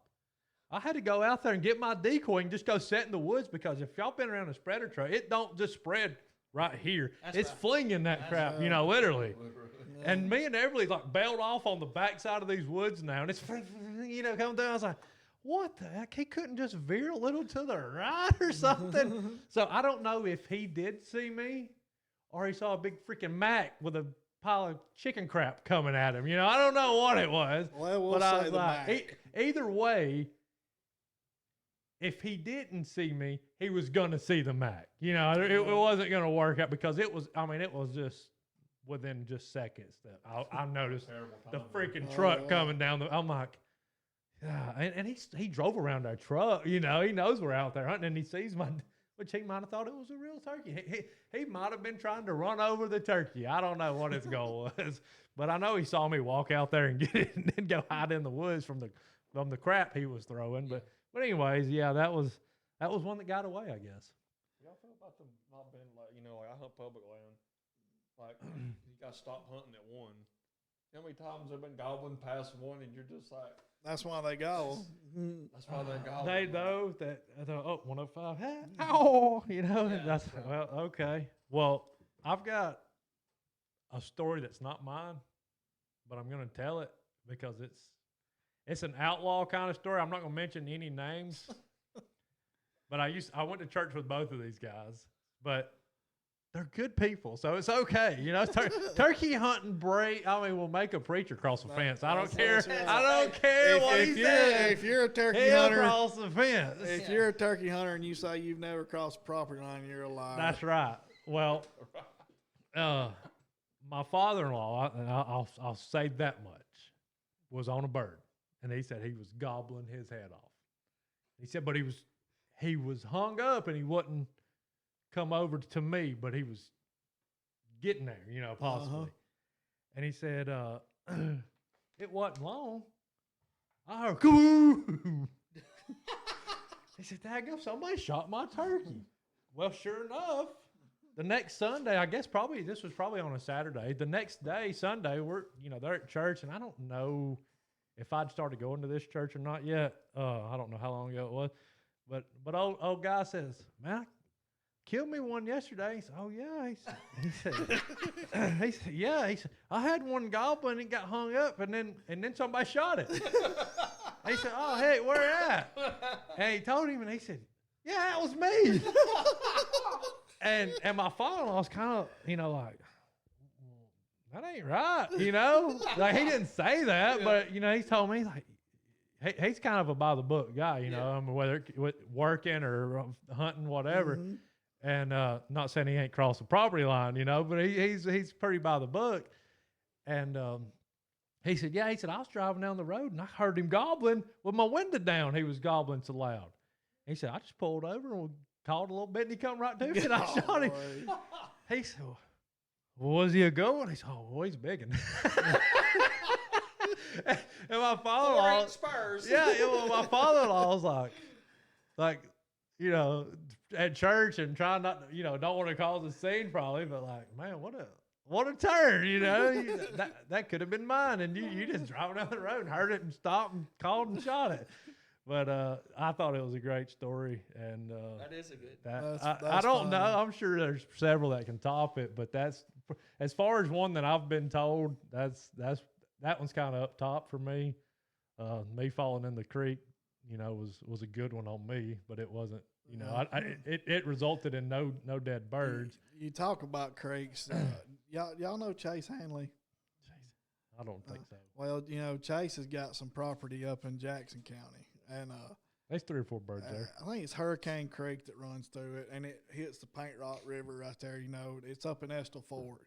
But I go hunt. I killed my first turkey in Estill Fort with Chase, and I need to tell that story later too. But So Chase has this thing where I think he just likes to be wet.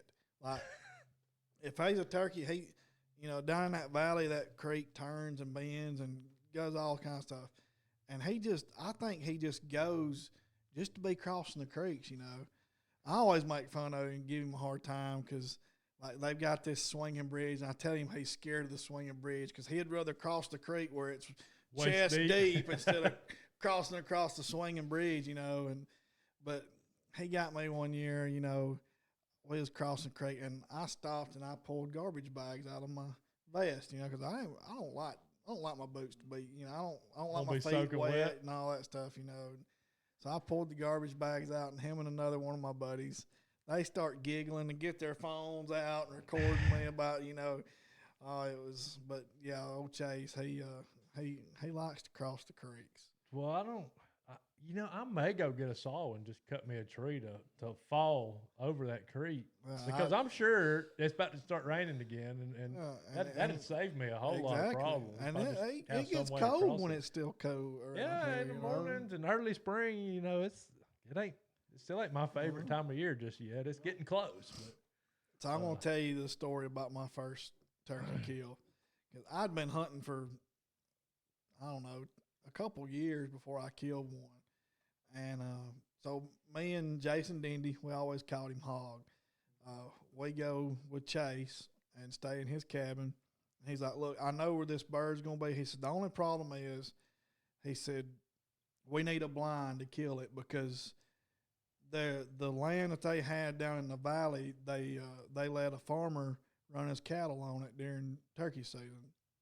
So they would eat all the undergrowth. I mean, there was no undergrowth. So, we set the blind up that morning, and sure enough, Chase said, turkey's going to be gobbling right there, and he was.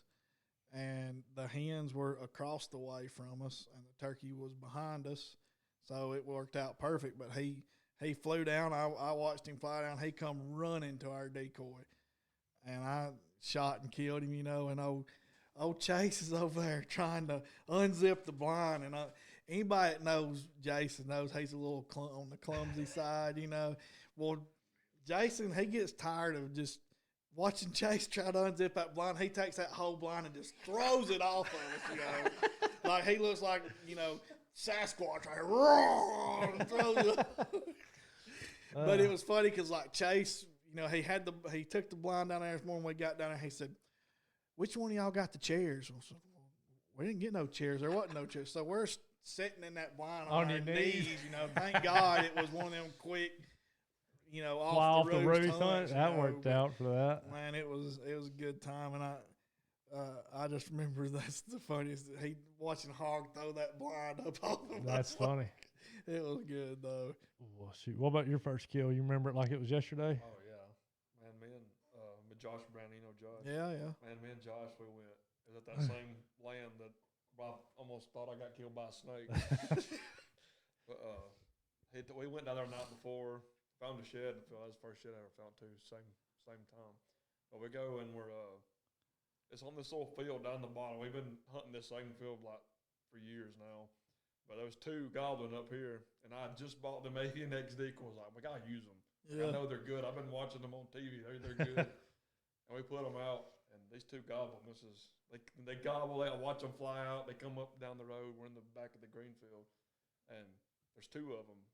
This is the youth hunt. And I think I was 14, 13. I can't remember. And there's one here, and they're walking around my two decoys. And they're just, I shoot the first one, falls down. Josh is like, shoot the other. I was like, wait, what? I thought it was just one. And then he was like, no. Boom. The other one. I was like, and then Eric, he just like, why'd you shoot the other one? I was like, Josh told me to. That was did it not used to be where you could kill two or no?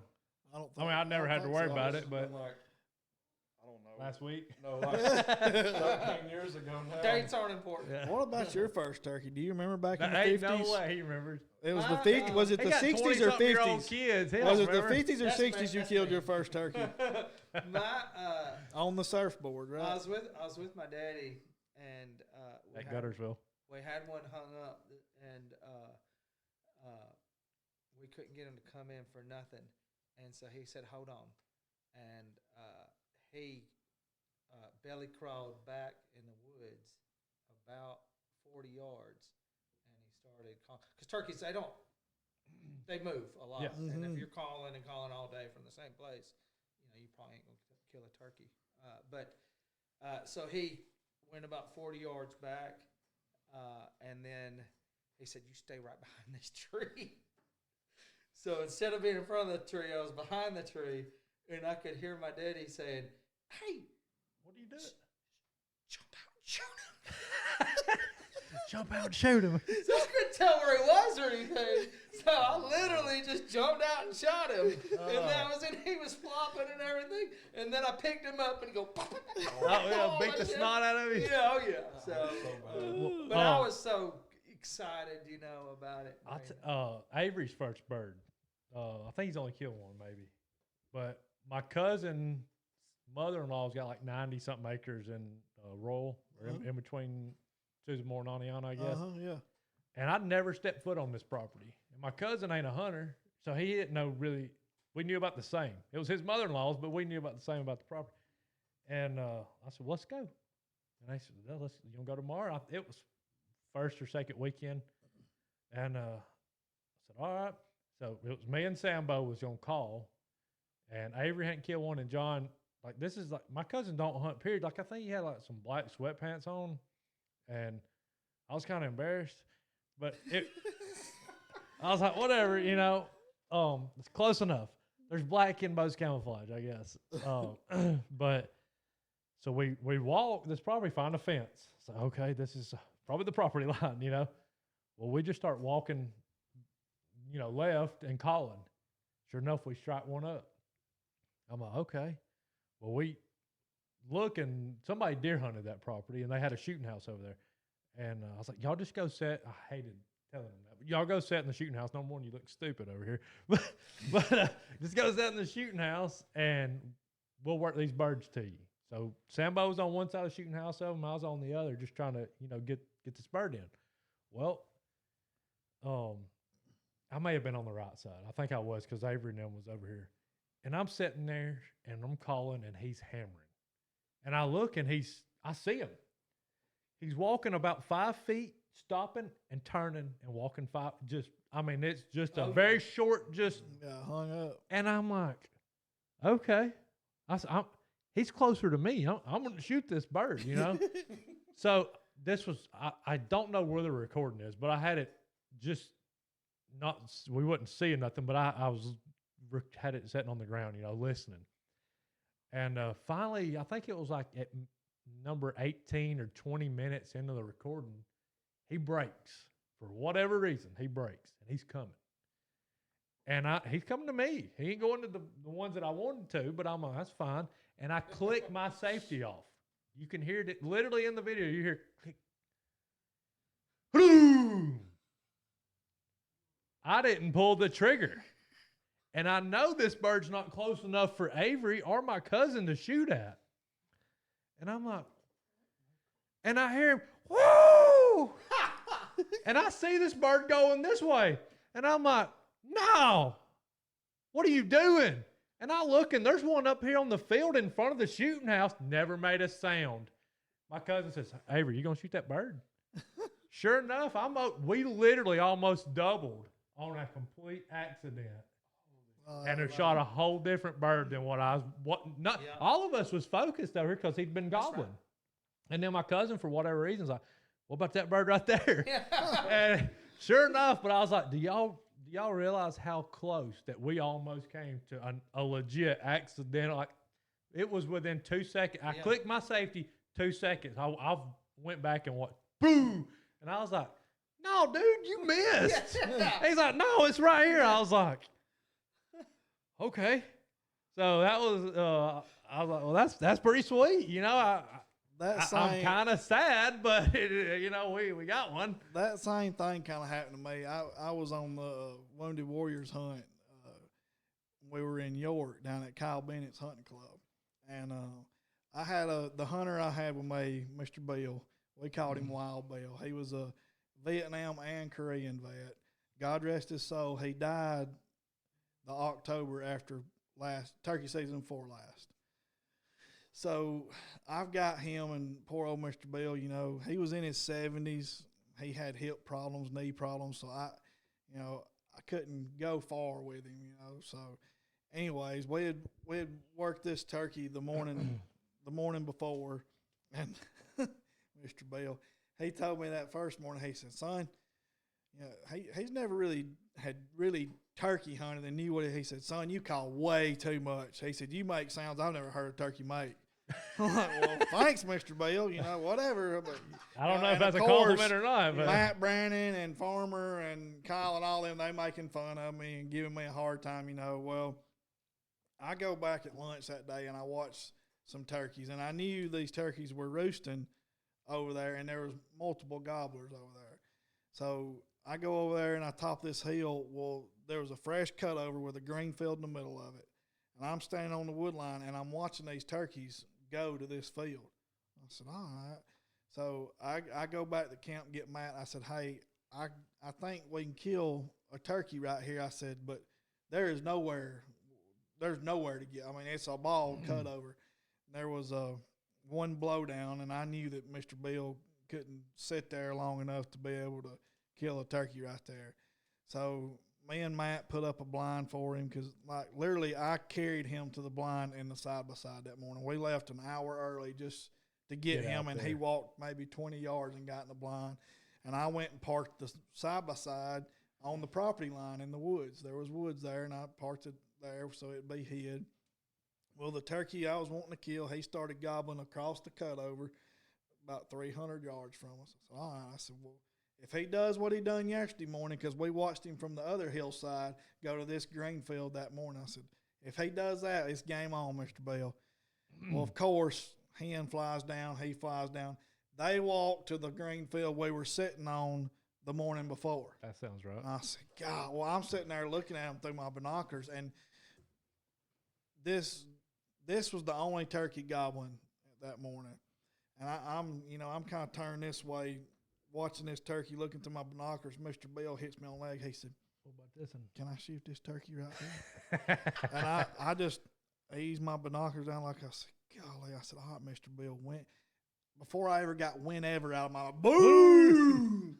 And, of course, he killed him. And, I got tickled because Mr. Bill, he brought birdshot with him. The turkey, oh, God. So I had given him some TSS that morning, and he killed that bird. And then I was the greatest thing since sliced bread. Yeah, after that. absolutely. He talked about how good I was, and I'm like, yeah, and you was just cussing me yesterday. Yeah.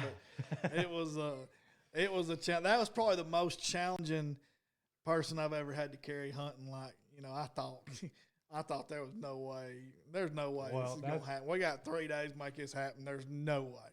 Well, I'm glad it did. That's probably one of your most rewarding hunts right there, probably. Yeah, and Mr. Bill, he was a character I'm talking about. Boy, he'd tell you like it was. He didn't care who you was, but that was a fun one. I don't want to. I've got one story left. I know it's getting late, and we can talk all you want. I don't know what Gavin's our producer. He's back there hanging strong. Try to give him a shout out every time he's out here with us. But like I was saying earlier, Jordan's our president of our local NWTF chapter, and I try to sponsor a table. Is that what you call it? I guess every year. The underwriter this year. You done an underwriter. So yeah, there was two. There was 3 guns of the year, and he wanted 2 of them to go to underwriters if he could get 2 underwriters. One of our banquets is the last one of the physical season, so he had 3 guns of the year left. So he had to give one away in the auction. The goal was give one away in the auction and have 2 underwriters, and the Bennett's was Kyle one of Capco them. Did and I got the other one mainly because I had a decent year last year, and I thought Dansby was barely born. I mean, he was just a month old maybe. Yeah. That's my son, but I said that's gonna be his first gun. Mm-hmm. I'm gonna buy the underwriter table, and his first gun's a Benelli M2, from custom by Rob Roberts. Yeah.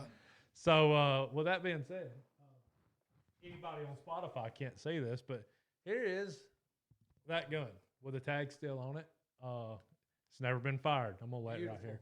Yes, it is a beautiful gun. You good, Gavin? I ain't gonna pull the trigger. But there was a third that did get to auction off, and they had 1 in 15 pot calls to give away. What number is that one? That is number 15 of 15. Oh, wow. What number is this one? That is 1 of 15. I bought in the auction these 2 calls for the third gun. And my brother bought, I think he bought 4 of those calls. So between myself and my brother, like $250 $250 to $300. So these are the most expensive turkey calls I personally own right now. I don't know what they're worth, but I know what I gave for them. Yeah. So with that being said, before I'd left the banquet, I knew by buying the table, I got one of these calls actually by buying the table. Yeah, so I only bought one of these in the auction. But I looked over at my little boy, I kissed him on the forehead. I said, Daddy's going to win us matching guns tonight. And that's when I walked out the door. And sure enough, we get to the party and the banquet, and then I got 2 pot calls. My brother had 4. So between us, there's 6, and 6 out of the 15 are gone. The Bennett's, I think, had 2. Yeah. And then he had won the gun of the year. Your dad, before. I think, was he up there with us? Yeah, my dad, he's won it a couple times. He's real good at drawing his own number out of the pot. And that's what they'd put poker chips in the bag and whatever, the guy that he drawed the Dylan, I guess, drawed the first one, and you were the first loser, and then whoever that loser was drawed the next one. Well, it got, I was like, my first one got picked at like around round 6 or so. Then my brother lost a few. And I think it got down to me and my brother with 3 chances. He had 2 calls left, and I just had the 1. And it was me and my brother's the only 2 people standing. And If my I brother remember drawed did he his not draw name. yours out too one time or something? Did he? No, the he fir- didn't. He didn't okay. draw mine. I don't Okay. remember who drew the first one out, but he drew his number 2 times in a row, and I came home with the second Wow. M2 Rob Roberts Benelli. Wow. And I've told everybody my plan. I've gotten a Benelli Super Black Eagle 3 and a Benelli Super Nova that I'm gonna hunt with. So I plan to never shoot either one of these guns until my son's old enough to shoot That's one, and awesome. we're gonna do a countdown, maybe not like mine and Sambo's countdown, but and try to shoot them at the same time when he Just gets make that sure age. you let your little boy shoot first. I'll be like, I'll try to wait till I hear that crack, and then I'll pull the trigger. But yeah, I won 2 guns, 2 like some 22s. My little girl I don't know if she'll ever be big enough to shoot these this length of a gun, but Yeah. I've got her little youth 20 gauge, and she's looking forward to it. I won a 22 Wildcat, I think is what it's called. Oh yeah. And I gave that gun to her. It's for sale. I'm just kidding. Well, you did tell me everything you got for sale. I so. did, yeah. These 2 Benellis ain't my Super Black Eagle, and I can assure you they're gonna at least have my Supernova in the casket with me. They can take it out before they close it, but it needs to be in the. I got it when I was 15. And bury you in It's- bottomland. Right? It's what whatever. Maybe they'll burn me if they're gonna do that. I don't know. But they my Supernova's got the pistol grip. It's the turkey edition. It's beat briars. It's busted ice. It's shot a bunch of ducks and Those are good guns. a few turkeys, and I love it. And I don't think there's another. I don't know if this Benelli right here is as tough as that one, and it's 16, 17 years old, but I don't know. I told him, it's kind of like that song "Granddaddy's Gun." Yeah. I kind of it ain't got a cracked stock or nothing because it's synthetic, but it's got some faded camouflage, and Tyler's gun. it's got a chipped fiber sight on it. It's been used and abused, but I love it. It's not been hated. It's saved me a whole lot of That's of when you problems. know they're good. Yeah. So, but anyways, that's probably my final story for tonight. But I'll put these back up so Gavin ain't getting pointed at. But like I said, they hadn't never been loaded. I about pulled this lamp off the shelf a while ago. What an amazing gun, though. God, It they're is. Oh, ain't they pretty? I use a Franke Affinity 3 Turkey, and it ain't lighter than that. I think these are lighter. Yeah. Well, it's light. It's light. Mine's really. And light. they're 20 gauges, so I'm a retail man. retails Yeah, are I nice bought one. I guns. bought my first retail last year, and I love it. Little feather. I love Yeah. it. Say that. Yeah. Yeah. Oh, that gun supposedly right around $3,000 thanks to the Rob Roberts custom. Yeah, once you send it to stuff, him, you're going. got the chokes in it and I don't know. We're gonna find out in about 8 to 10 years just how good it is. What we can do after that is you need to just go ahead and buy Rhett one, and we'll just all come over here and shoot them together. Black Eagle 3, I'll buy him one. Yeah. Nice. So yeah, I might. They're bottom land. I said, hey, can I get these dipped in a different camera? Oh, Lord of mercy. Oh my God. I was just kidding. Running Look. a perfectly good gun. Right there to go over. Yeah, That's look. right. You need to find you some religion. I tell you, I really am gonna venture out and have a different set of camouflage this year. Well, I'm telling you. I think maybe that's why I'm only at 4 birds or so right Just now. don't be that guy that shows up opening day of turkey season in obsession camouflage when the woods hadn't even come to life yet. You don't want me to do that? No. I'm gonna Why buy. are you looking at me when you I say didn't that? look at you. I'm gonna buy the bottom land if I buy it. I like the old. That gets stuff. me, that you always Buy the brightest all my stuff. opening days have been spent at my hunting club, and some of them guys will show up opening day decked out in obsession, which is great. I love mossy oak obsession, but you can see 200 yards through the You woods, see and that bright what's that green blob sitting over there in the woods? And you're like, green golly. flashlight's what it looks And like. then somehow they always seem to kill a turkey, and I Well, come back maybe empty-handed. you need to Well, wear maybe obsession on maybe I day need one. to, I don't know. Oh gosh, I don't get it. I did have the opportunity to get my 4th bird last year, and I chose not to. They were literally, we counted 24 jakes on those fields, and I army crawled through some hay and there's this little, I don't know if it was a half-acre spot where they just do a little cutting for their hay right there. And I said, I don't know how big they are. I mean, the grass was tall, and I said, I'm not about to pull the trigger if they they got a beard like mine, they ain't gonna do that. And sure enough, I kind of popped up, and they all flew, and they were all jakes. But got good report. Got cameras out now, and we've got some at the clubs, and they're many jakes from last year. Adam sent me a picture, and it looked like all 24 of them in that one picture. I was like, Sounds like we're man. gonna be going hunting with Tyler this year. had to wear some real tree. Never mind. Never mind. Look here. Yeah, you're on the staff. You can't do that. See, I'm not on the staff, so I guess I'll be I the don't one. care if I was on the staff. I still wouldn't. What? I'm over here gonna change for bleed you. Mossy Oak, man. That's right. I mean, way before I was part of Mossy Oak. I will tell you family. this. I've never ate as much crow as I'll eat when I buy this. There's gonna be something. I mean, it's going to be just. Well, just tell him it's Michael Waddell's fault. I mean, it really is. Yeah, Why would he leave We'll now? get you some true timber then. I don't like True Timber. I'm not don't following either. him anymore. I'm not following him after that. I mean, I still think he's, my hero or whatever, but, I'm not going to follow him through the camouflage no more. It's caused me so much grief over the years. I've lost friends over camo, okay? Jordan ain't going to take me hunting over camo, He's going to save some of those choice words for me when I say, throw my Team Real Tree hat. Like, it's the only way you can step on this part. Oh, goodness. Well, anything else? I got all kinds, but I know it's getting late. I know Christian's got all kinds. Yeah, I mean, we He can talk all make you night. laugh now. I mean, I work from here, so I can stay at least till about 6:30 in the morning.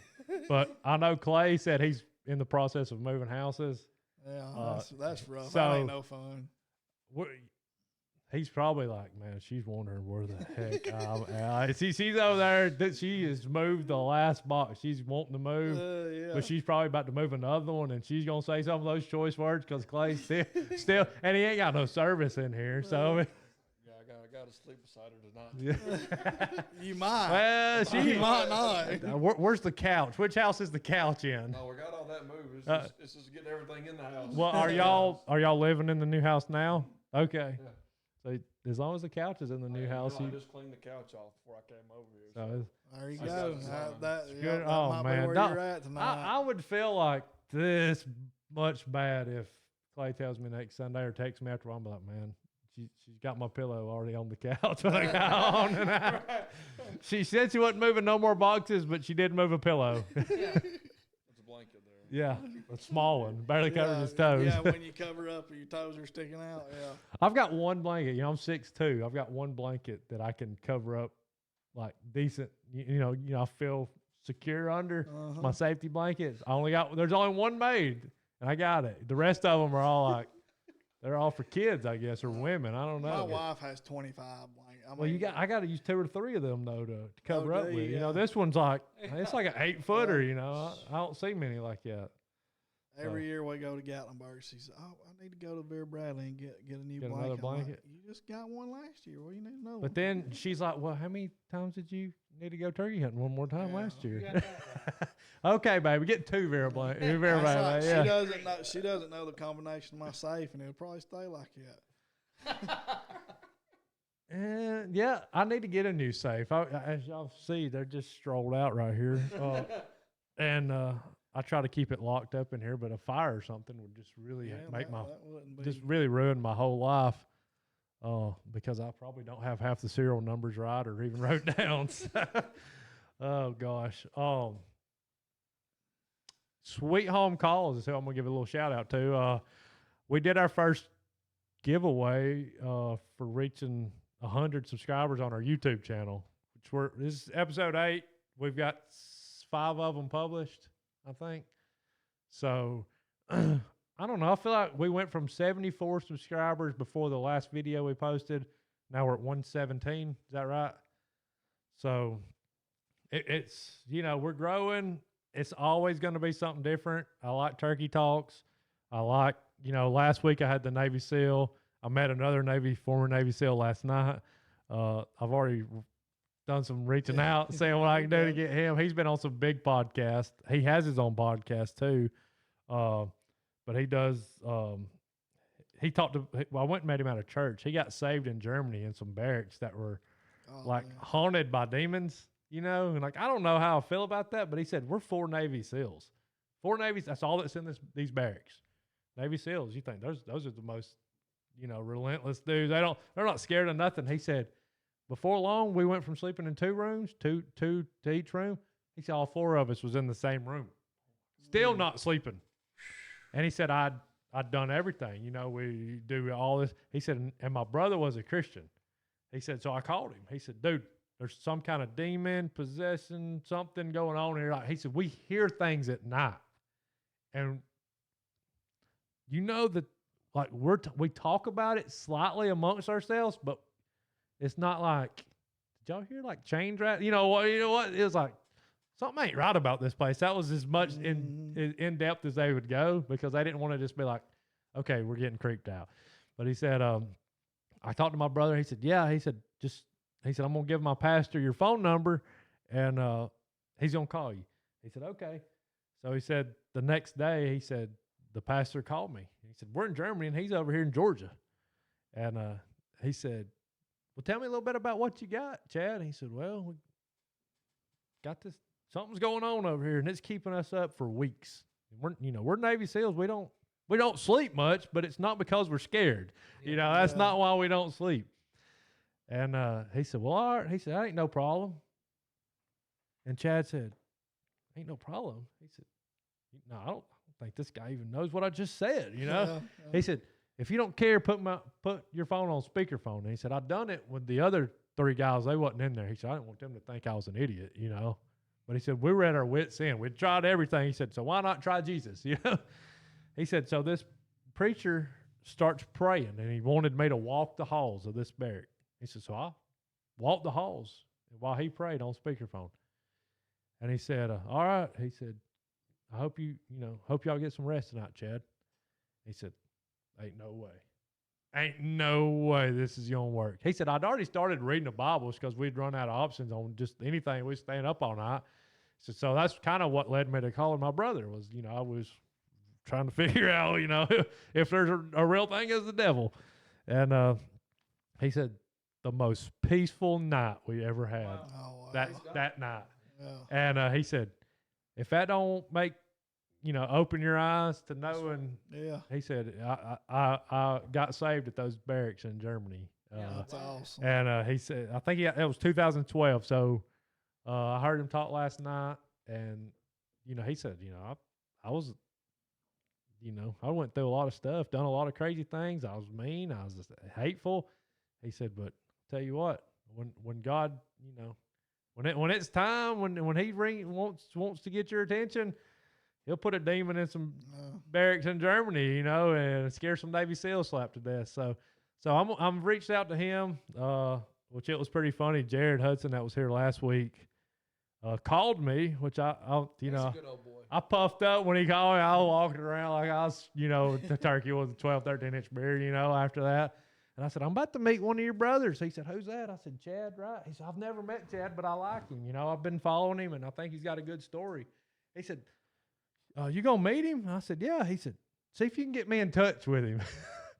And I'm like, well, okay, I'll see what I can do. So I kind of hung out a little bit later so I could spend a little more time with Chad last night. And Chad said, yeah, tell Jared I'll shoot him a message on Instagram. And I was like, okay, so I'm texting Jared, hey, Chad's going to text you on Instagram. It felt kind of weird, but I was like, okay. And he's like, cool, man, sounds good. So it would be cool to get both of them in here, but I kind of want to do a solo with Chad and get his story again and some other things, and then possibly later on reaching back, maybe trying to get both of them to talk they want to talk about their SEAL days or talk about Jesus or whatever. That's what I was trying to tell everybody. I'm not a political podcast. I'm an entertaining podcast.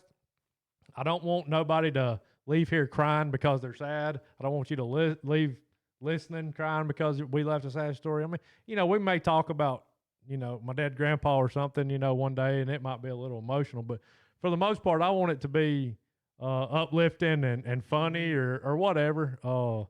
And that's kind of, they said, why'd you change the name? And I said, well, this is why, because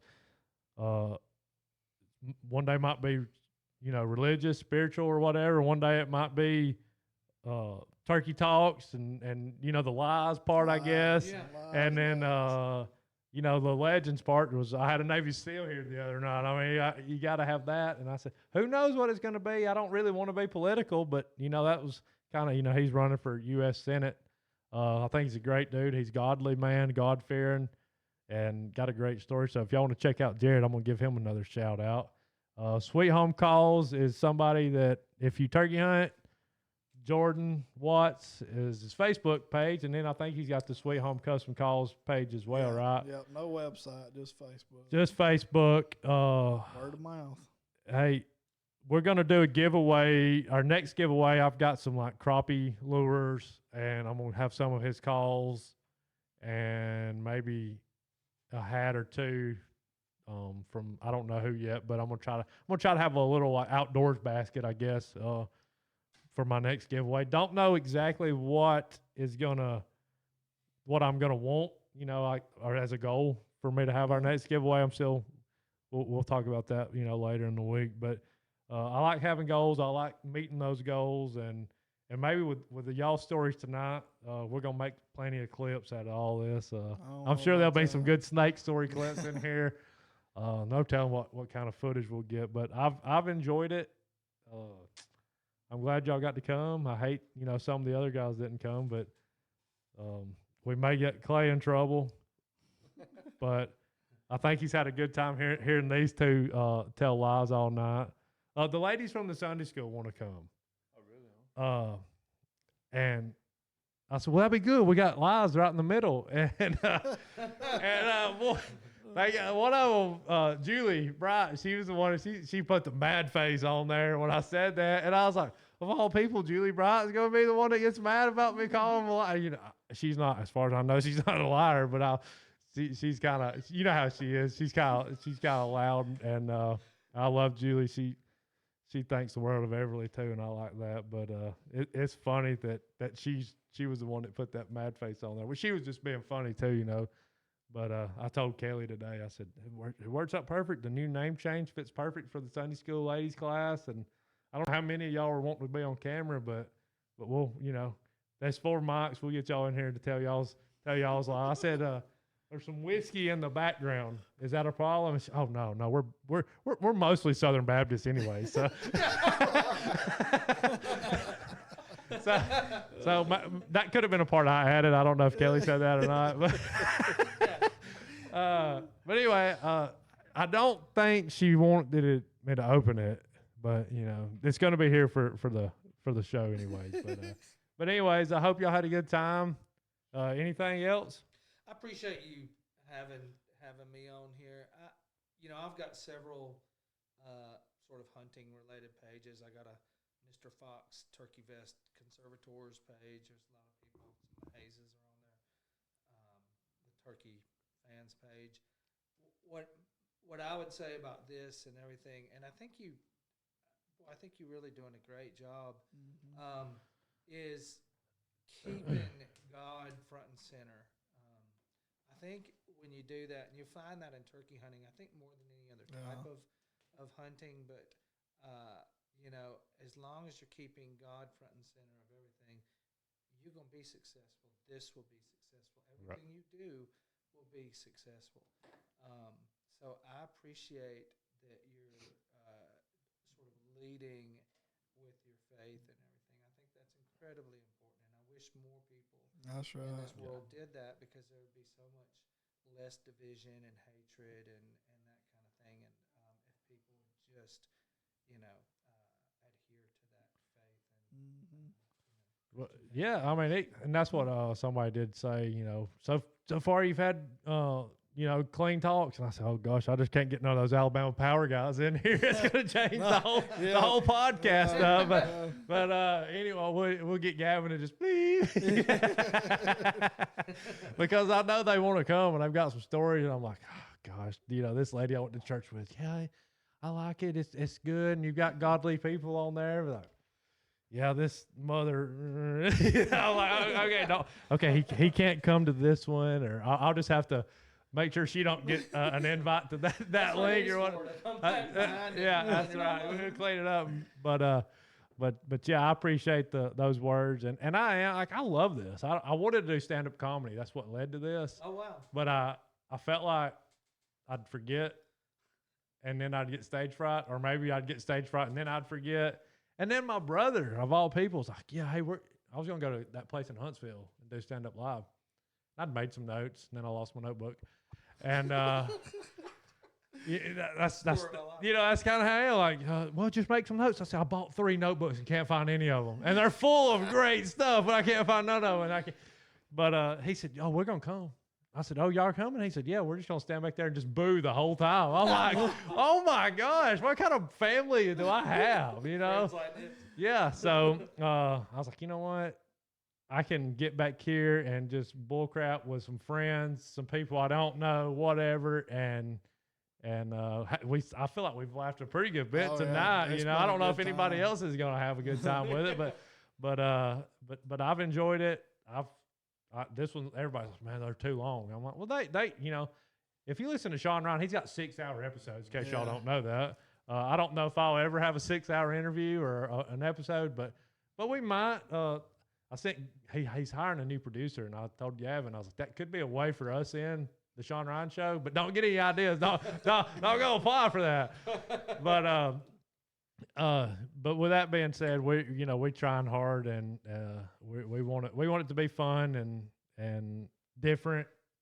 And I think Bigfoot, sets the tone. American flag shows we're a little patriotic. I got the war hero over here that nobody can probably see. That was my grandpa, Vietnam vet, Silver Star, Bronze Star, Accommodation Medal, 2 V devices, Purple Heart. And he never told me any stories, why he got any of that.